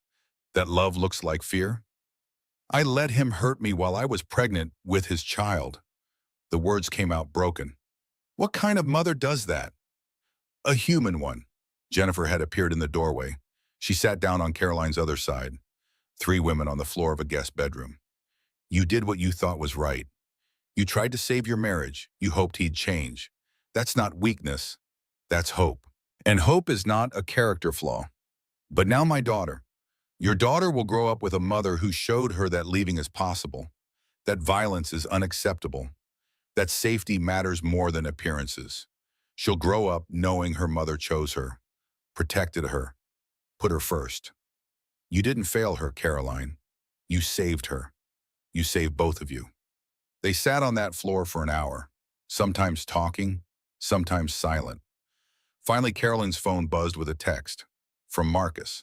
Somehow he'd gotten access to his phone in jail, or someone was texting for him. Caroline, please. I've checked myself into a treatment facility. I'm getting help for us, for our daughter. Don't make permanent decisions based on one mistake. I love you. I've always loved you. We can get through this. Carolyn read it aloud. The manipulation was obvious now. The guilt trip, the minimizing, one mistake, like the surveillance didn't happen, like the embezzlement didn't happen, like Sarah didn't happen, like 3 years of control and escalation and abuse were just one mistake. Rachel's voice was firm. That's not love. That's control. Love doesn't hit. Love doesn't steal. Love doesn't track. Love doesn't lie. Carolyn knew she was right, knew Marcus's text was manipulation, but doubt whispered anyway. He's getting help. Doesn't that count for something? Shouldn't you give him credit for trying? What about your daughter? Don't you owe it to her to try? Jennifer took the phone, read the text, then said something that changed everything. When I was 24, before your father, I dated someone. David. He was charming, successful. Everyone loved him. Carolyn looked up. You told me this yesterday. I know, but I didn't tell you the rest. Jennifer's voice was steady. One night, after I'd spent the evening talking with a male colleague at a work event, David drove me home in silence. When we got to my apartment, he grabbed my face. Not hard enough to bruise, just hard enough to scare me. He said, "Don't embarrass me like that again." I left that night, packed a being while he was in the bathroom and walked out. But here's what I didn't tell you. He followed me for months, showing up at my work, at my apartment, sending flowers, writing letters, calling at all hours, apologizing, promising to change, begging for another chance. And I almost went back. Jennifer's eyes were distant, remembering. My mother pushed for it. My friends said I was overreacting. David seemed so sincere, so sorry, so willing to change. I started doubting myself. Maybe I had overreacted. Maybe he deserved another chance. Maybe I was throwing away something good over one moment. What stopped you? I imagined having a daughter, and I imagined her watching me go back to a man who'd grabbed my face. I imagined what that would teach her about her worth, about what she should tolerate, about what love looks like, and I couldn't do it. Jennifer touched Caroline's bruised face gently. So I stayed gone, lost some friends over it, lost my mother's approval for a while, but I kept my self-respect. And eventually I met your father, a man who never made me afraid, a man who never touched me in anger, a man who treated me like an equal partner. You're not choosing to destroy your family. You're choosing to protect your daughter, the one inside you and the one you used to be. You're choosing yourself, finally, and that's not selfish. That's survival. Carolyn leaned against her mother. The words settled over her like a blanket. She wasn't destroying anything. Marcus had destroyed their marriage. She was just refusing to live in the ruins. That night, Carolyn slept better than she had in days. Not peacefully, but without the weight of doubt crushing her chest. She'd made her decision. She was leaving. She was protecting her daughter. She was choosing safety. Marcus could get all the treatment he wanted. Could apologize until his voice gave out. Could promise anything. It didn't matter anymore. Because Caroline finally understood something fundamental. Some things can't be fixed. Some bridges need to stay burned. Some doors need to stay closed. And this was one of them. Monday morning came with gray skies and rain. Caroline dressed carefully in clothes Rachel had loaned her. Simple black pants, a loose top that accommodated her belly. She wasn't hiding the bruise. She wanted the judge to see exactly what Marcus Hayes had done. Gregory Whitmore met them at the courthouse. Professional, focused. He reviewed the strategy one more time. Let me do most of the talking. Answer questions directly. Don't volunteer extra information. And remember, this is just for the temporary restraining order. The criminal case and divorce come later. The courthouse was crowded. Press outside. Marcus's arrest had made headlines. Tech CEO arrested on federal embezzlement charges. Marcus Hayes faces multiple investigations. Yacht Club slapped CEO in jail. Inside, the hallways were packed. People waiting for court dates. Lawyers in expensive suits. Families in crisis. Caroline's story was just one among hundreds. That should have been comforting. Instead, it felt lonely. All these people hurting. All these lives falling apart. All these families being torn open in public. Marcus sat with his lawyers, three of them, expensive suits, leather briefcases, serious expressions. When Caroline entered, he tried to catch her eye. She looked straight ahead. She was done seeing him, done letting him into her space, done caring what he thought or felt. Victoria Hayes sat in the gallery, dressed impeccably, diamonds at her throat, expression carefully neutral, not supportive of Caroline, not apologetic, just present, calculating how to minimize damage to the family name. Thomas Hayes Sr. was notably absent. Caroline wondered if he'd finally seen his son clearly, or if he just didn't want to be associated with the scandal. The judge entered, Patricia Coleman, 54, sharp eyes, no-nonsense expression. She'd clearly read the case file, seen the video, reviewed the evidence. Her face showed nothing but professional focus. This is an emergency hearing for a temporary restraining order. Mr. Whitmore, you're representing Carolyn Hayes? Yes, Your Honor. And Mr. Hayes is represented by Lawrence Mitchell, Your Honor, of Mitchell, Barnes and Associates. Mitchell stood, 60-something, silver hair, voice like honey over gravel, the kind of lawyer who cost $1,000 an hour, the kind who could make juries forget about evidence and focus on emotion, the kind Marcus's family could afford. Your Honor, my client deeply regrets the incident at the yacht club. He was under tremendous stress from his work. He's voluntarily entered treatment. This was an isolated incident in an otherwise loving marriage. We believe a restraining order is excessive and unnecessary. Judge Coleman looked up from the file. Her expression was skeptical.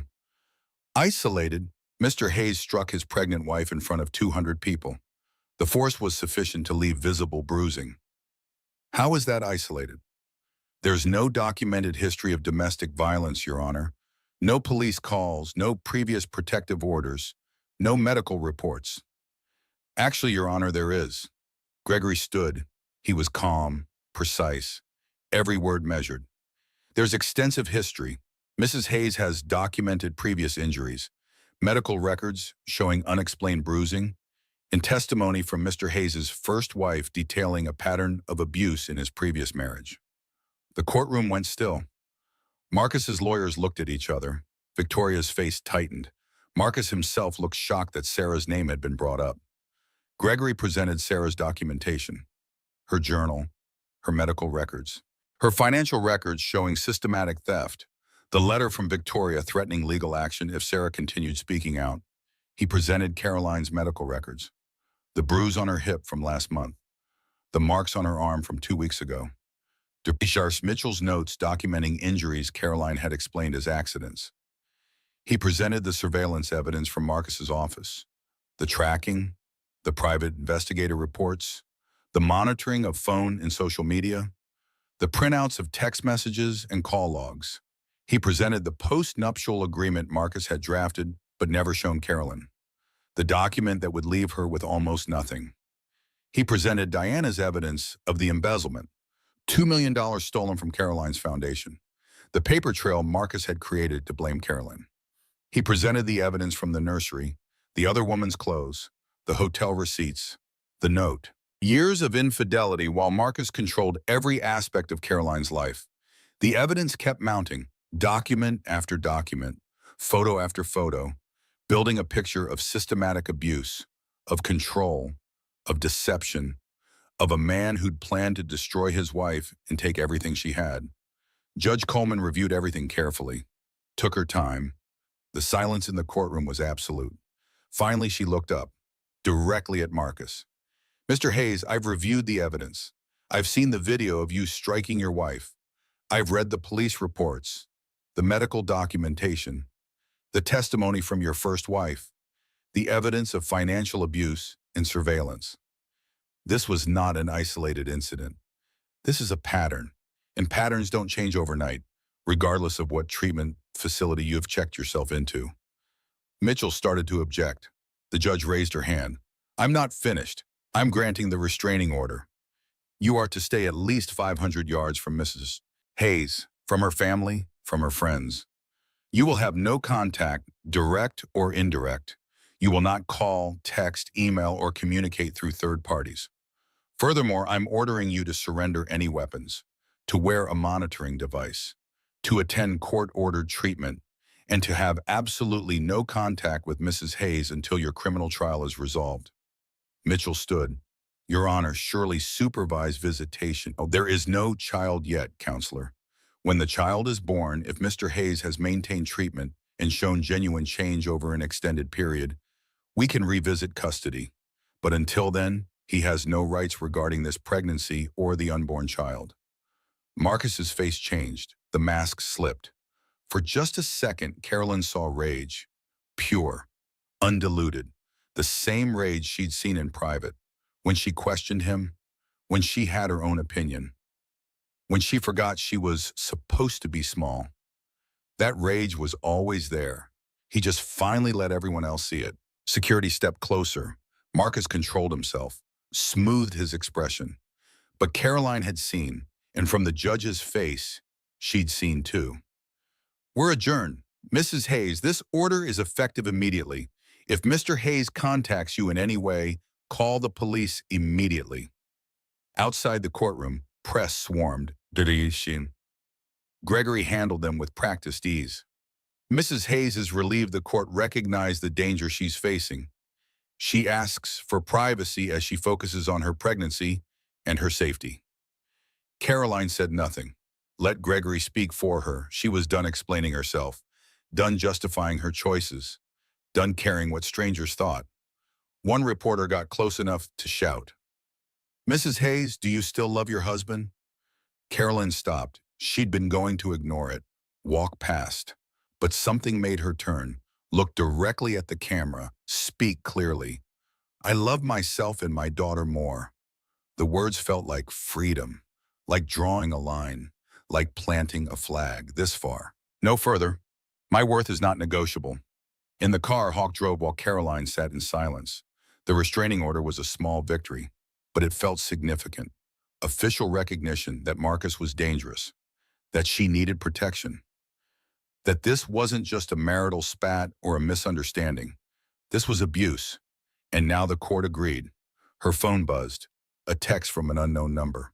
She opened it before thinking, you're going to regret this. You're destroying everything.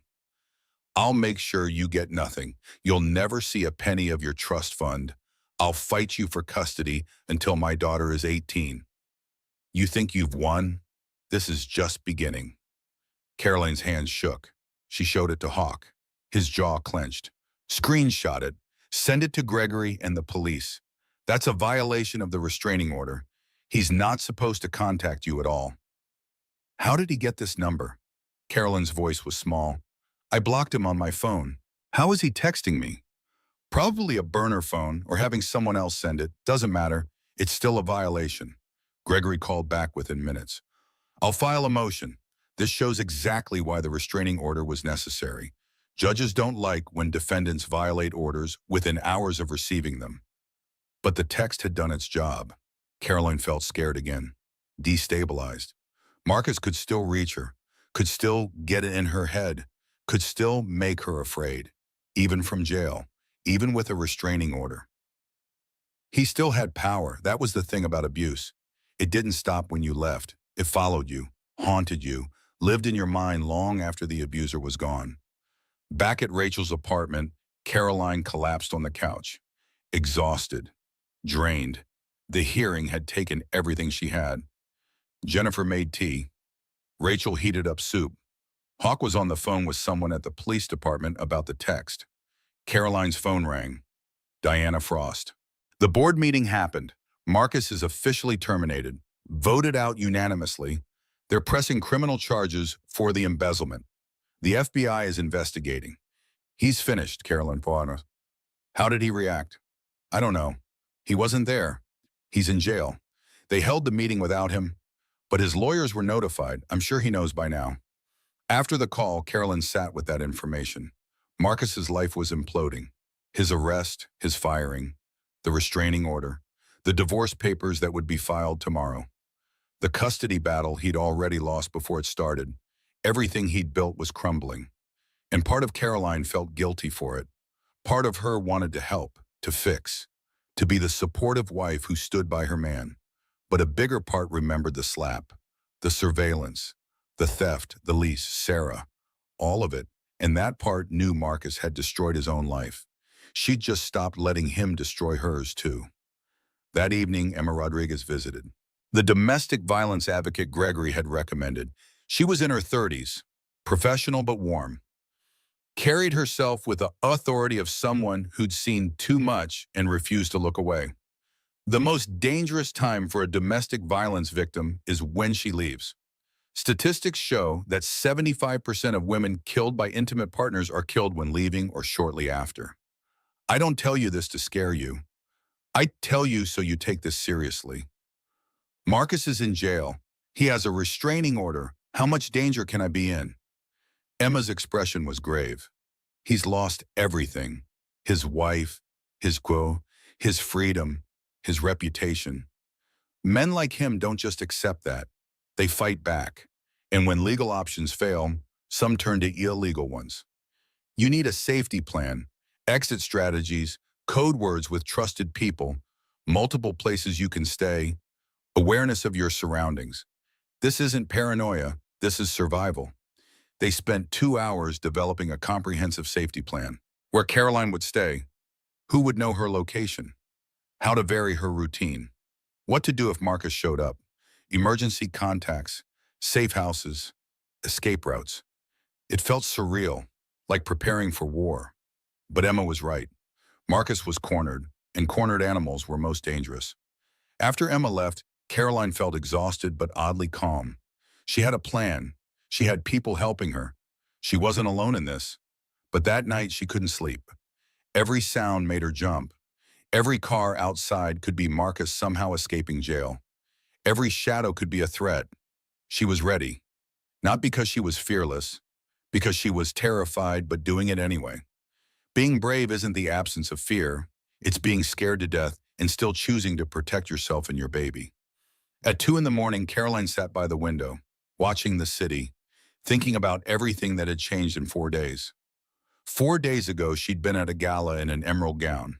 Now she was hiding in a friend's apartment with a restraining order and a safety plan. 4 days ago, she'd been a wife. Now she was a survivor. Her hand went to her belly.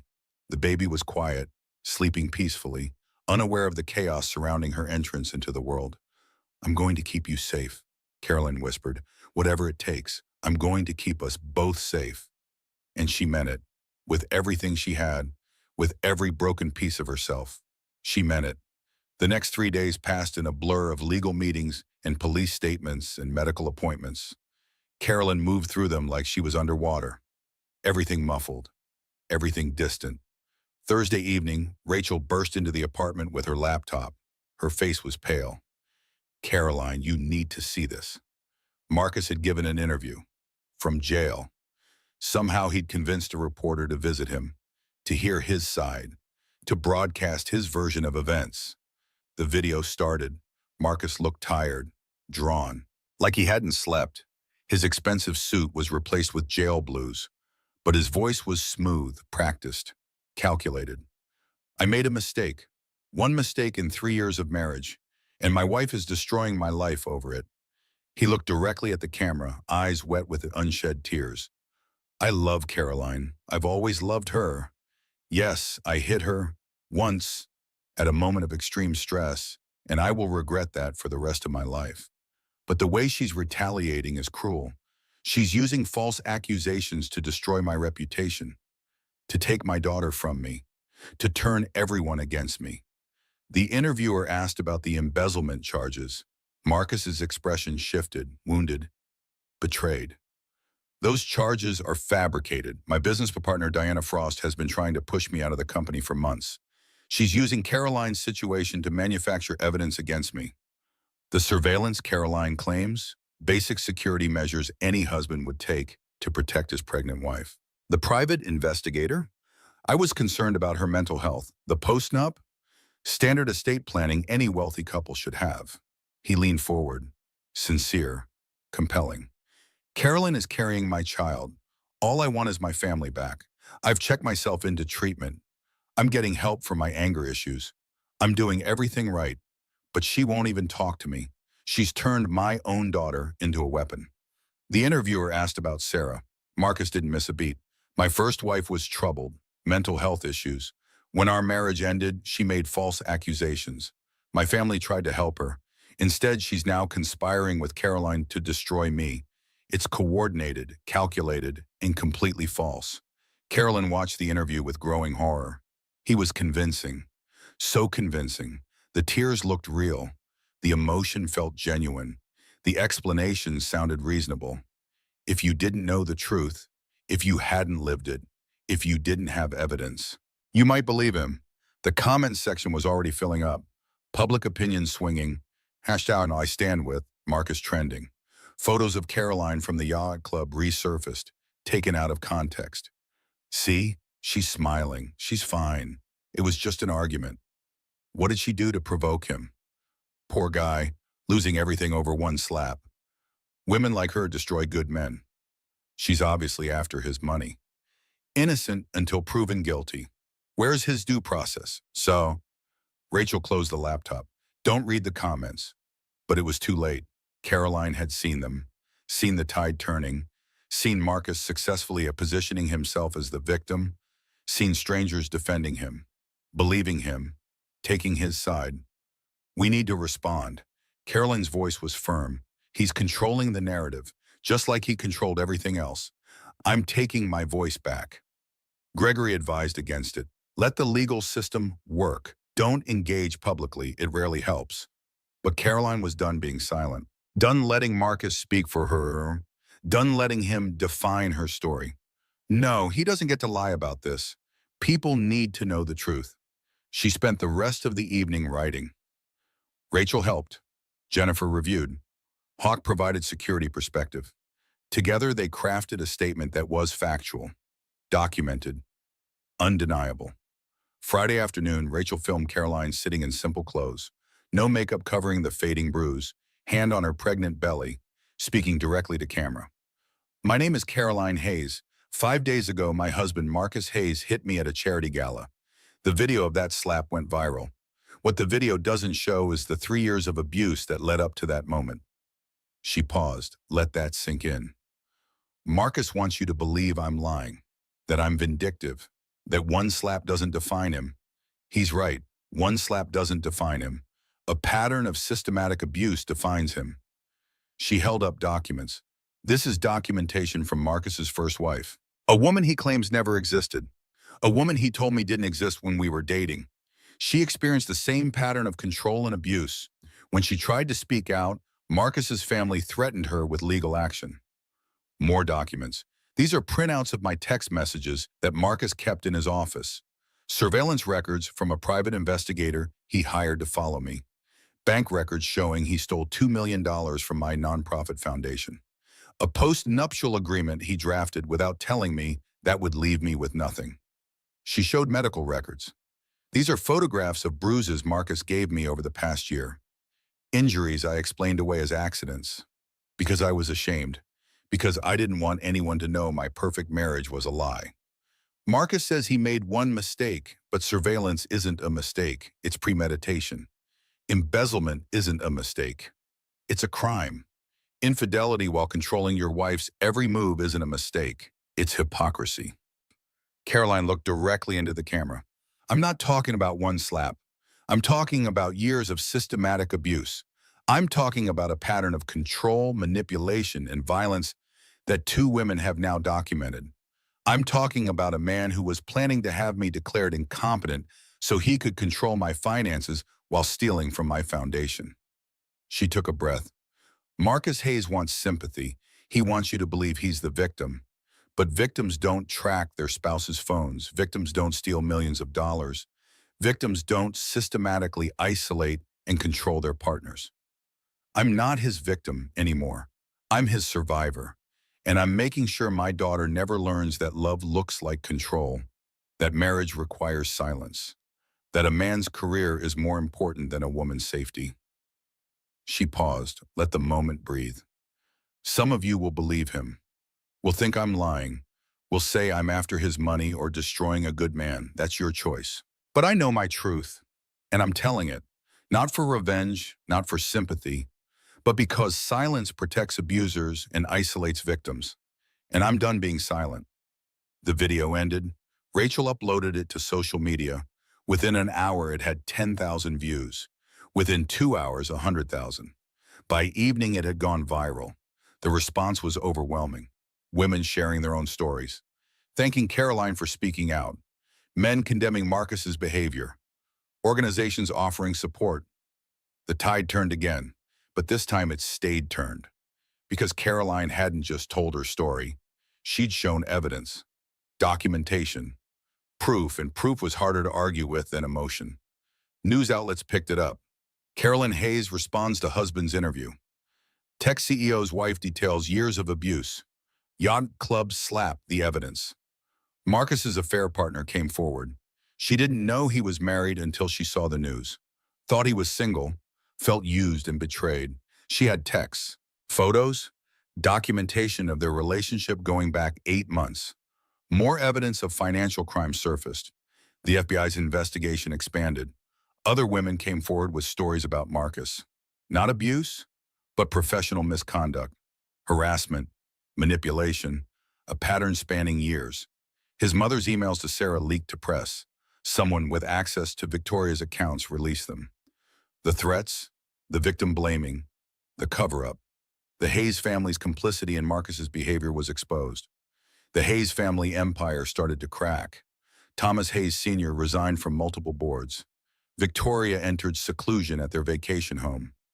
Marcus's siblings issued statements distancing themselves. The family name that had protected Marcus for years now became a liability. 3 days later, Gregory called with news. Marcus is taking in a plea deal on the embezzlement charges, 2 to 5 years in federal prison. He'll serve at least 2 before eligibility for parole. Caroline sat down heavily. He's going to prison. Yes, the evidence was too strong. His lawyers advised him to take the deal. The alternative was going to trial and potentially getting 10 to 15 years. What about the assault charges? Those proceed separately. But given he'll be in prison anyway, the DA might offer a concurrent sentence, meaning the time served for embezzlement counts toward the assault charge too. After the call, Carolyn felt strange. Not victorious, not relieved, just numb. The man she'd married was going to prison. The father of her daughter was a convicted felon. This was the legacy she was giving her child. But also, she was safe. Her daughter would be safe. Marcus couldn't hurt them anymore. Couldn't control, couldn't manipulate, couldn't reach them from behind bars. That evening, Carolyn stood at Rachel's window watching the sunset. The sky was painted in shades of orange and pink. Beautiful, ordinary. Like the world hadn't just shifted on its axis. Her phone buzzed, a message from Sarah. I saw your video. You were so brave. I'm proud of you. You did what I couldn't do 7 years ago. You told the truth with evidence. You didn't let him silence you. Thank you for that. Carolyn typed back. Thank you for giving me the courage, for showing me I wasn't crazy, for proving there was a pattern. I couldn't have done this without you. Sarah's response came quickly. We're survivors, both of us, and now other women will know they can survive too. That's the gift we give, not just to ourselves, but to every woman who comes after. Carolyn sat with that thought. Her pain had purpose. Her story had meaning. Not because suffering was noble, but because speaking truth into darkness created light for others. The next few weeks passed in a blur of legal proceedings and doctor's appointments and slowly building a new life. Caroline found a small apartment, 2 bedrooms, nothing fancy. But it was hers, safe, clean, a place where violence didn't live. She decorated the nursery carefully, yellow walls like she'd planned before, but different furniture, different style. This nursery held no memories of Marcus, no taint of abuse, just hope, just possibility, just love.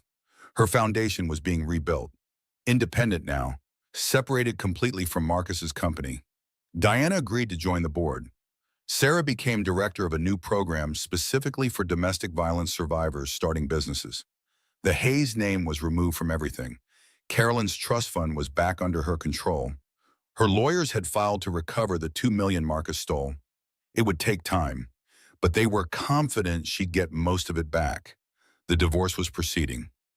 Marcus didn't fight it. couldn't fight it from prison. His lawyers negotiated terms. Caroline got the house, her trust fund, half his assets from before the crimes, full custody of their daughter. He'd have supervised visitation rights if he completed treatment and maintained sobriety, but only after serving his sentence, only after proving he'd changed, only if Caroline agreed it was safe. She knew she'd never agree.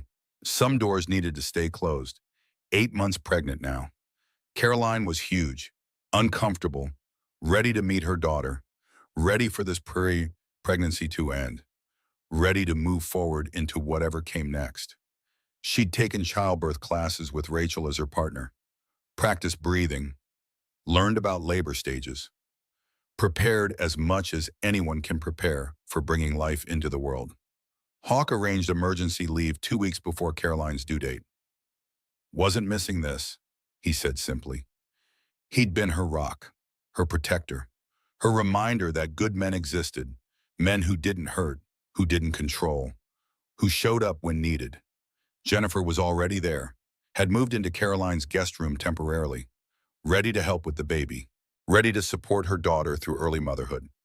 10 days before her due date, Caroline woke at 3 a.m. with contractions, not the practice ones she'd been having for weeks, real ones, strong, regular, getting closer together. She called her doctor. Dr. Mitchell told her to come in when contractions were 5 minutes apart. They were 7 minutes apart, then 6, then 5. "It's time," Jennifer said. Her voice was calm, steady, the voice of a woman who'd done this before, who knew what was coming. Rachel drove. Jennifer sat in back with Caroline. Hawk followed in his car. The hospital was quiet at 4 a.m. The labor and delivery ward was dimly lit, peaceful. Dr. Mitchell checked in Caroline. "You're at 4 centimeters. This is real labor. Let's have a baby today." The labor was long, 22 hours from that first contraction to final push. 22 hours of pain and fear and anticipation and hope all mixed together.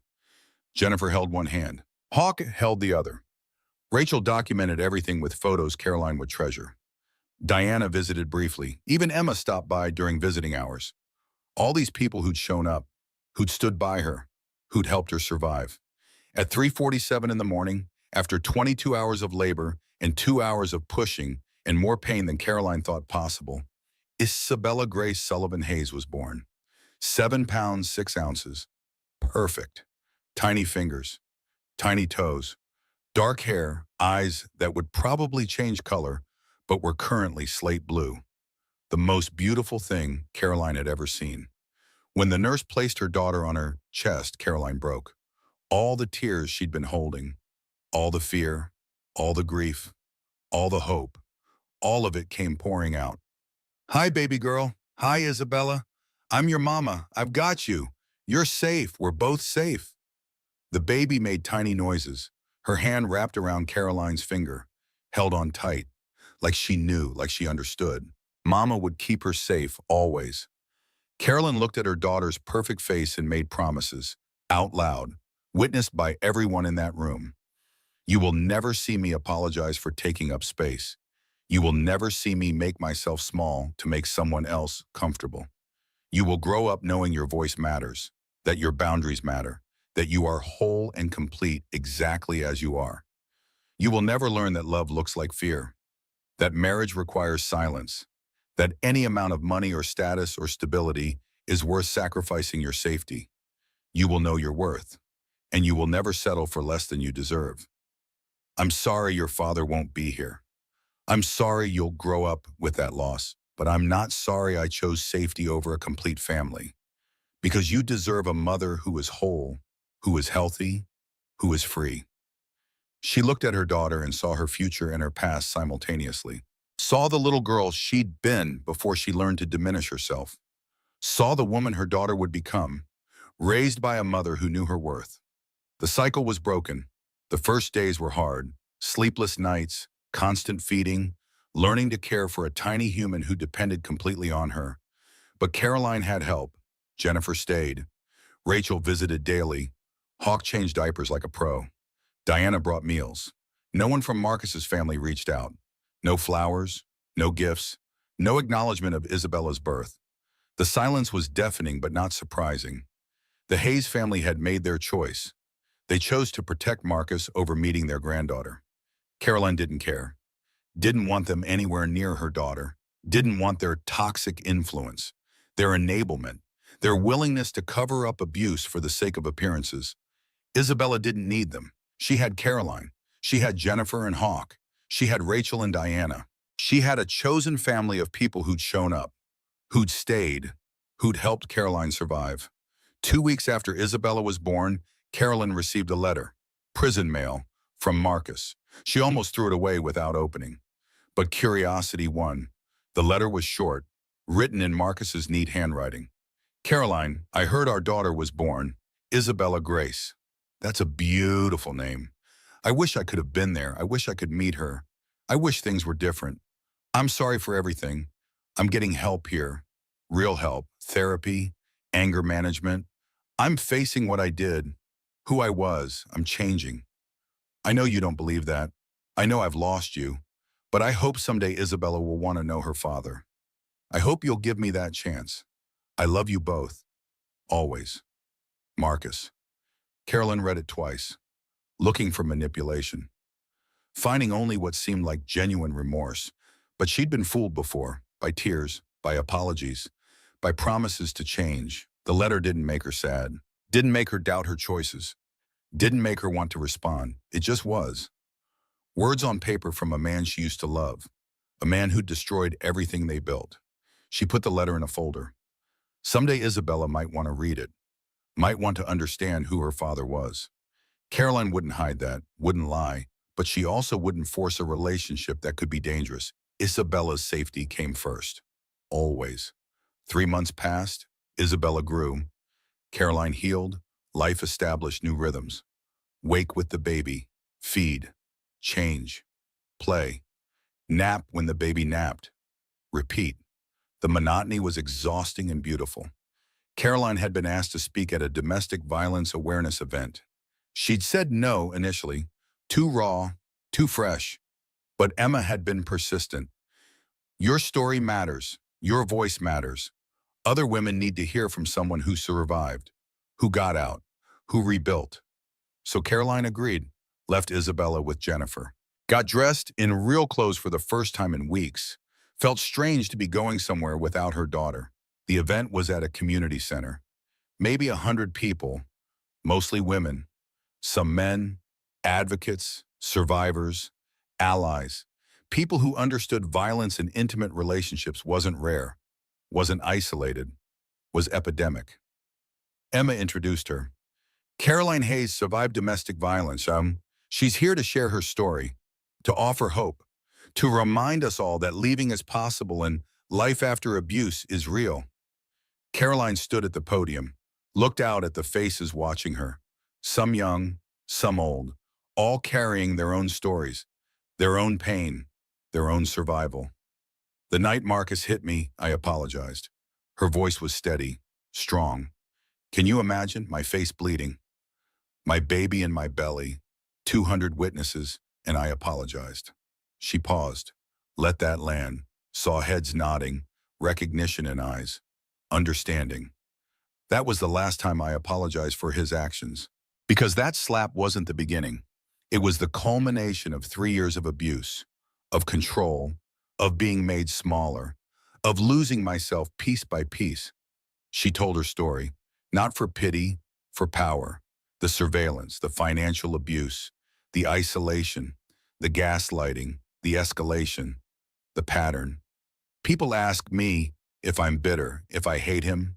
I don't. I pity him. Because he had something real and he destroyed it because he couldn't let me be human. Couldn't let me have my own voice, my own mind, my own life. What I have now isn't revenge. It's peace. I have a daughter who will grow up watching her mother stand tall. I have friends who showed up when I needed them. I have a brother who reminded me I was worth protecting. I have my mother who taught me what real love looks like. I have myself back. She held up a photo, the yacht club, the slap, the moment that changed everything. This is the moment my life fell apart and the moment it began. Because sometimes things have to break completely before they can be rebuilt into something stronger. If you're in an abusive relationship, I want you to know something. It's not your fault. You didn't cause it. You can't fix it. And you deserve better. You deserve safety. You deserve respect. You deserve love that doesn't hurt. Leaving is hard, the hardest thing you might ever do, but staying is harder. Staying costs you your soul, yourself, your safety, and no relationship is worth that price. I'm not going to tell you it's easy after leaving. It's not. There are hard days, days I'm exhausted and overwhelmed and wondering how I'll do this alone. But even on the hardest days, I'm safer than I was with him. And my daughter is safer. And that makes it worth it. After the speech, women approached her, shared their stories, thanked her for speaking. Some were still trapped. Some had recently left. Some had been free for years. All of them survivors. One woman in her 60s hugged Caroline. I stayed for 40 years, raised my kids in that house. Thought I had to, but I finally left last year, at 63. And this is the first year of my life I've felt free. It's never too late. Another woman, barely 20, whispered, my boyfriend hits me. Everyone says it's because he loves me too much. But it doesn't feel like love. It feels like prison. Caroline took her hand. It's not love. Love doesn't hurt. Love doesn't control. Love doesn't make you afraid. And you deserve real love. Not this. She gave the girl Emma's card. Call her. She can help. You don't have to do this alone. Driving home, Caroline felt lighter, purposeful. Her pain had meaning. Her survival had value. She could help others the way Sarah had helped her, the way Emma had helped her, the way countless advocates help survivors every day. Back at her apartment, Isabella was asleep in Jennifer's arms, her tiny face peaceful, oblivious to the world's harshness. Carolyn took her daughter, held her close, breathed in that baby smell that was somehow both sweet and slightly sour.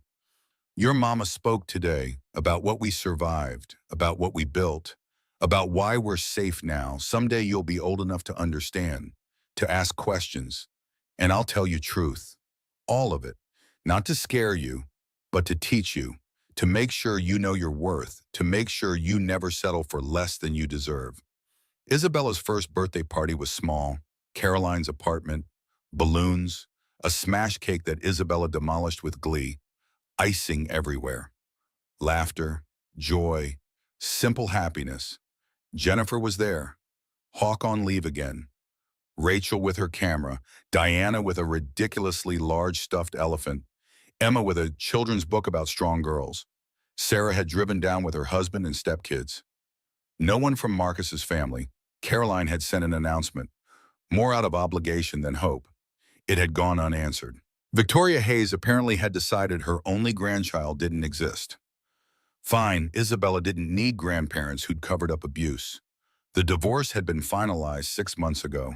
Caroline kept her maiden name for herself. Isabella's last name was Sullivan Hayes, both sides of her heritage. Even though Marcus's side wanted nothing to do with her. Marcus was in prison, 18 months into his sentence. He sent letters occasionally. Caroline read them, filed them away, didn't respond.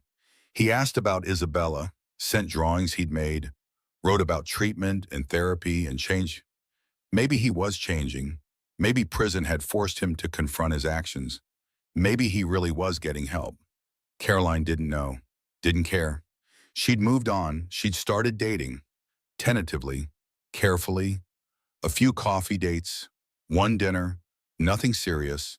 She wasn't ready for serious, might never be ready. But she was open to possibility, to connection, to the idea that healthy love existed. Her foundation was thriving. The Domestic Violence Survivor Program had helped 20 women start businesses. 20 women who'd left abusive relationships with nothing, who'd rebuilt, who'd succeeded. Caroline was proud of that work. It gave her purpose. She'd written a book, a memoir about abuse and survival. It was being published next spring. The advance had been substantial. She was donating half to domestic violence organizations. The other half was invested for Isabella's future. Life was good, not perfect. Single motherhood was exhausting. Money was tighter than it had been. Her apartment was small compared to the mansion, but it was hers. Safe. Free. That was worth more than any mansion. Isabella took her first steps the day before her birthday, from Caroline to Jennifer. 4 wobbly steps before falling on her diapered bottom. Everyone cheered. Rachel got it on video. Isabella clapped for herself, proud. Mama! Isabella had been saying it for 2 months. Her favorite word. Mama, mama, mama. All day long, Carolyn never got tired of hearing it. Now at the party, Isabella sat in her high chair demolishing cake, icing in her hair, on her face, on her clothes. Happy, healthy, safe. Everything Caroline had promised. After everyone left, Caroline cleaned up while Isabella napped. She found herself in the nursery, the room she decorated with such hope. Yellow walls, white furniture, books on shelves, a rocking chair by the window. She sat in the rocking chair, looked at her sleeping daughter, marveled at how far they'd come. 15 months ago, she'd been at a gala in an emerald gown. Now she was a single mother in sweatpants with spit up on her shoulder. She'd never been happier. Her phone buzzed, an email from the prison, Marcus requesting video visitation with Isabella. The request had been denied by family court. He needed to maintain 2 years of treatment first, show sustained change. Then they'd reconsider. Caroline deleted the email without responding.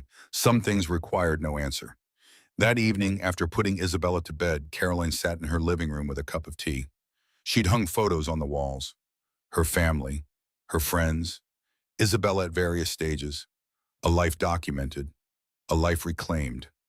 On the bookshelf sat a photo from the yacht club. The slap. She'd framed it, not to dwell on trauma, but to remember. To never forget what she'd survived, what she'd escaped, what she'd overcome.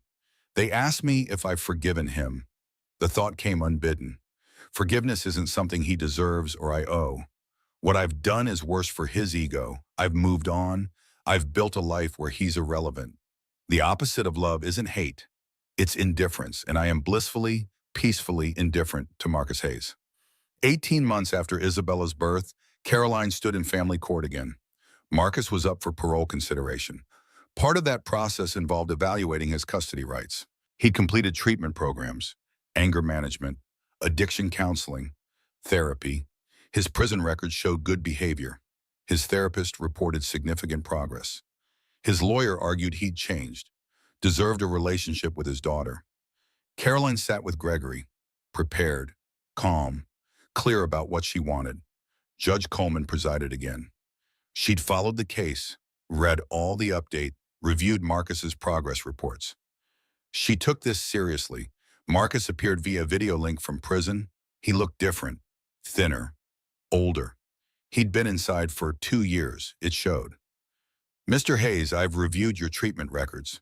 Your therapist speaks highly of your progress. Your behavior in prison has been exemplary. Tell me why you should have visitation rights with your daughter. Marcus's voice was steady. Your Honor, I've spent 2 years facing what I did. The abuse, the control, the violence. I've done the work to understand why I hurt the people I claim to love. I'm not the same man who hit Caroline at that gala. Isabella is my daughter. I've never met her. I've missed her entire life so far. I know I don't deserve a relationship with her. I know I have to earn that. But I'm asking for a chance. Supervised visitation.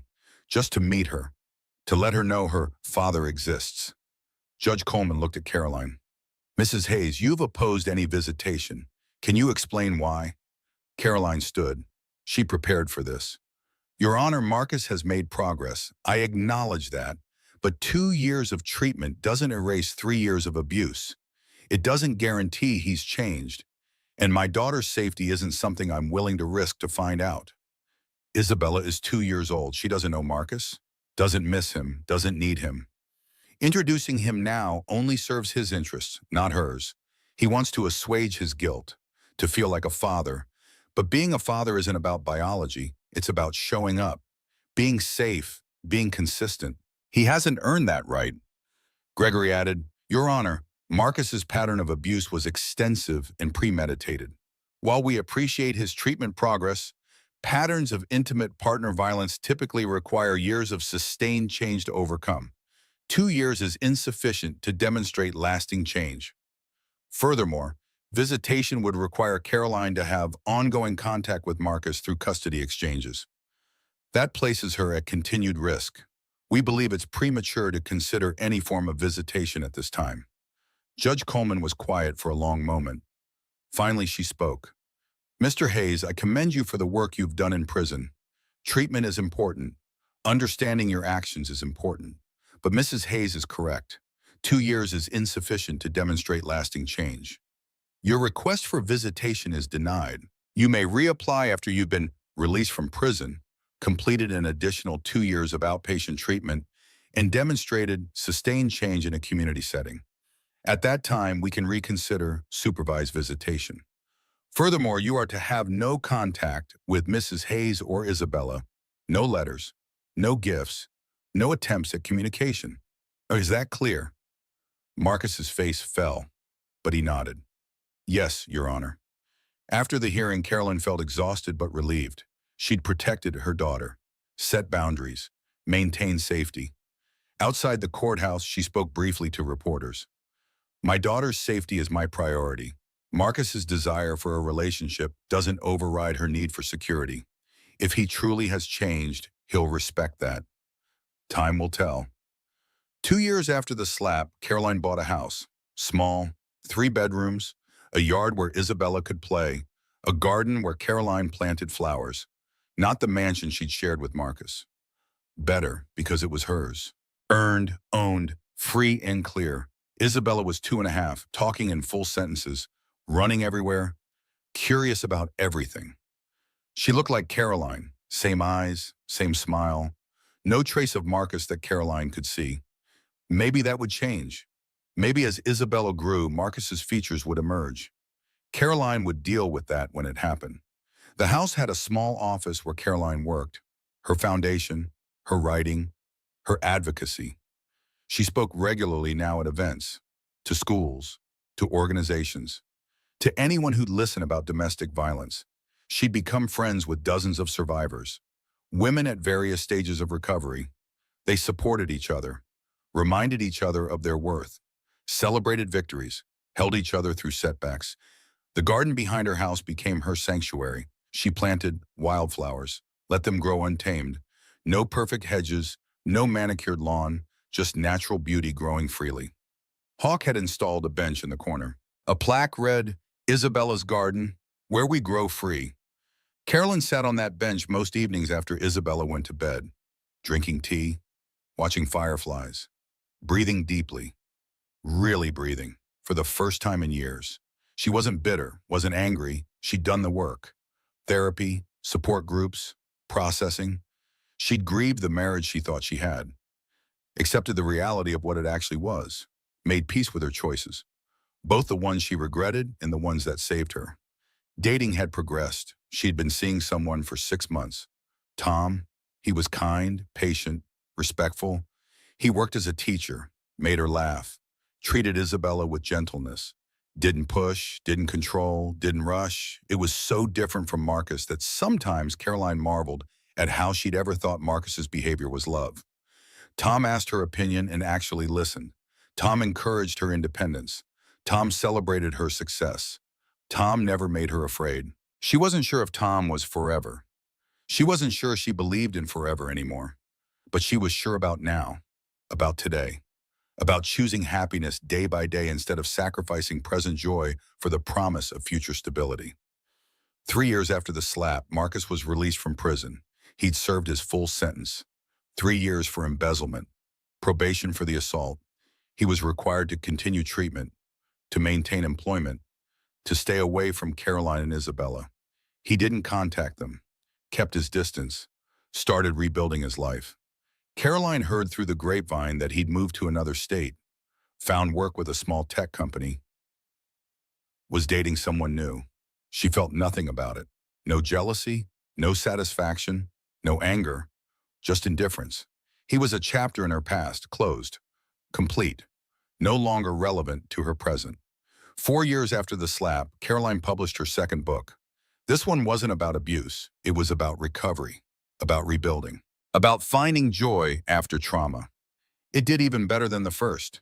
She used the money to expand her foundation's programs, to help more women, to offer more services, to create safety where there had been danger, to provide hope where there had been despair.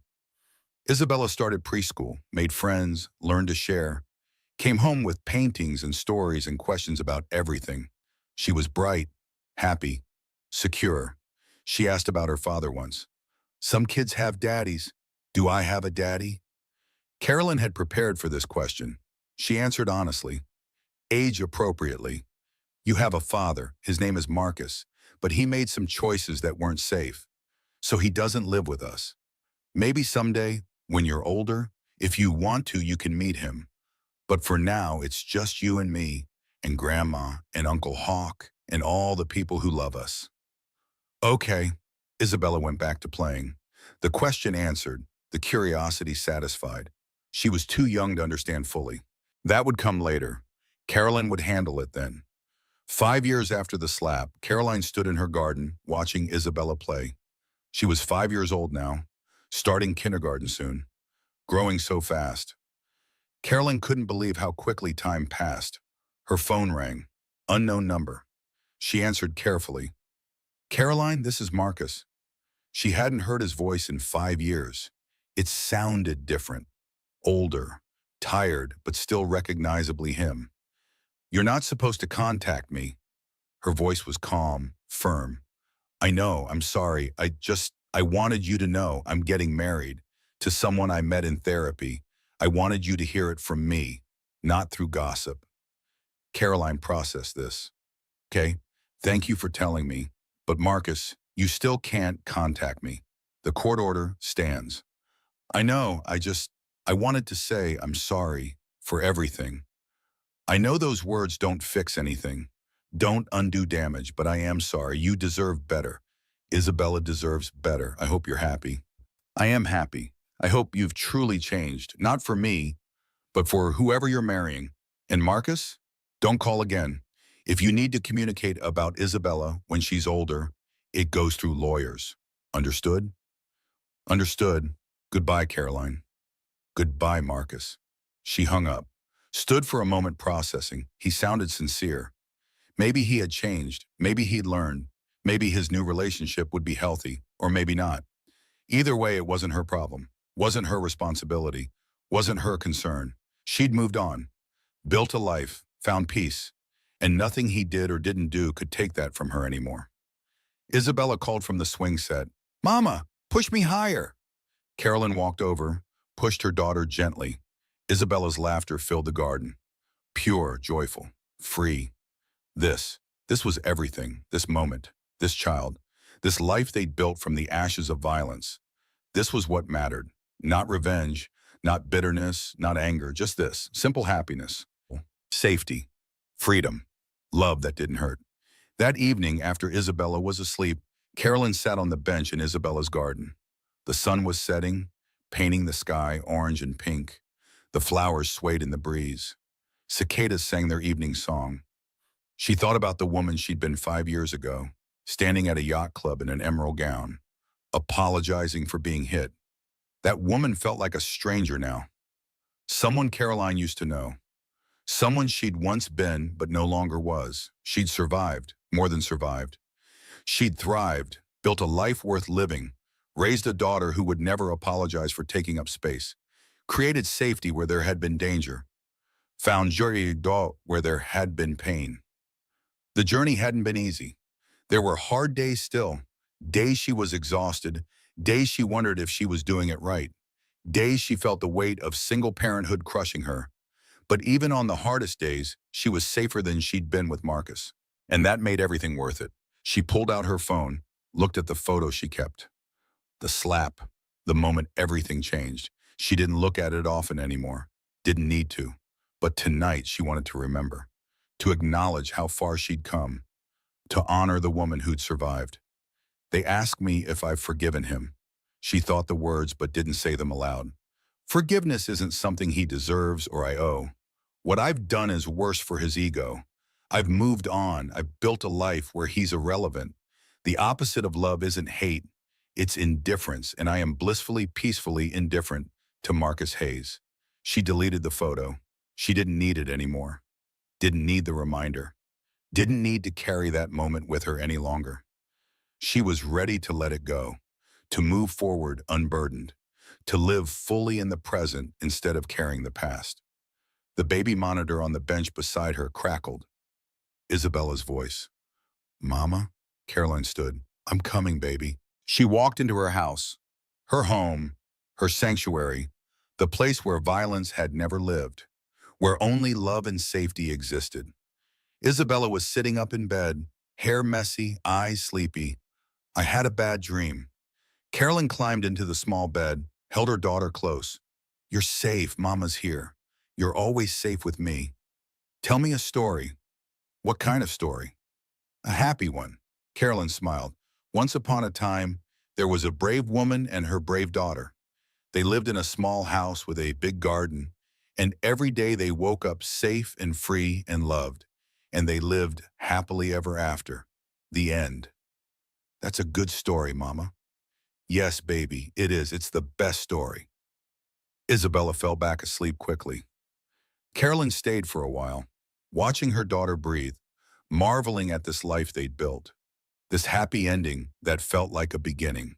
She'd survived the yacht club slap, survived the abuse, survived the divorce, survived single motherhood, survived all of it. And now she was thriving, living, really living, for the first time in years.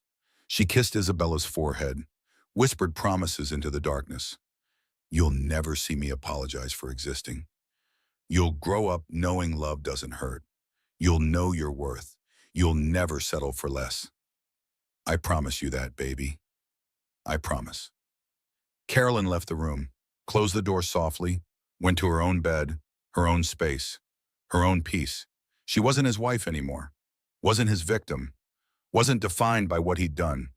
She was Caroline Sullivan, mother, survivor, advocate, author, business owner, free woman. And her story, her real story, wasn't about the slap, wasn't about Marcus, wasn't about abuse. Her story was about survival, about strength, about rebuilding, about choosing herself, about breaking cycles, about creating safety, about building a life worth living. Her story was about freedom. And that freedom, hard-won and precious, was everything. She fell asleep smiling. In her own bed, in her own house, in her own life, safe, free, happy, finally. If Carolyn's story moved you, if it reminded you that leaving is possible and freedom is real, do me a favor, hit that like button. Not for me, but for every woman who needs to see that survival stories exist, that happy endings are real, that rebuilding is possible. Drop a comment, share your thoughts, your own story if you're comfortable. Or just let me know you were here, that you listened, that Caroline's journey mattered to you. Share this video with someone who might need to hear it. Maybe a friend who's struggling, maybe a sister who's making excuses for someone's behavior, maybe someone who just needs to know they're not alone. And subscribe to this channel, because Caroline's story isn't the only one. There are hundreds more, stories of survival, of strength, of women who chose themselves, and every single one deserves to be heard. Your support helps these stories reach the people who need them most. The women still trapped, the ones still doubting, the ones still wondering if leaving is possible. You just proved it is. Thank you for listening. Thank you for caring. Thank you for being here. Now go live your life. Free, strong, unafraid, just like Caroline.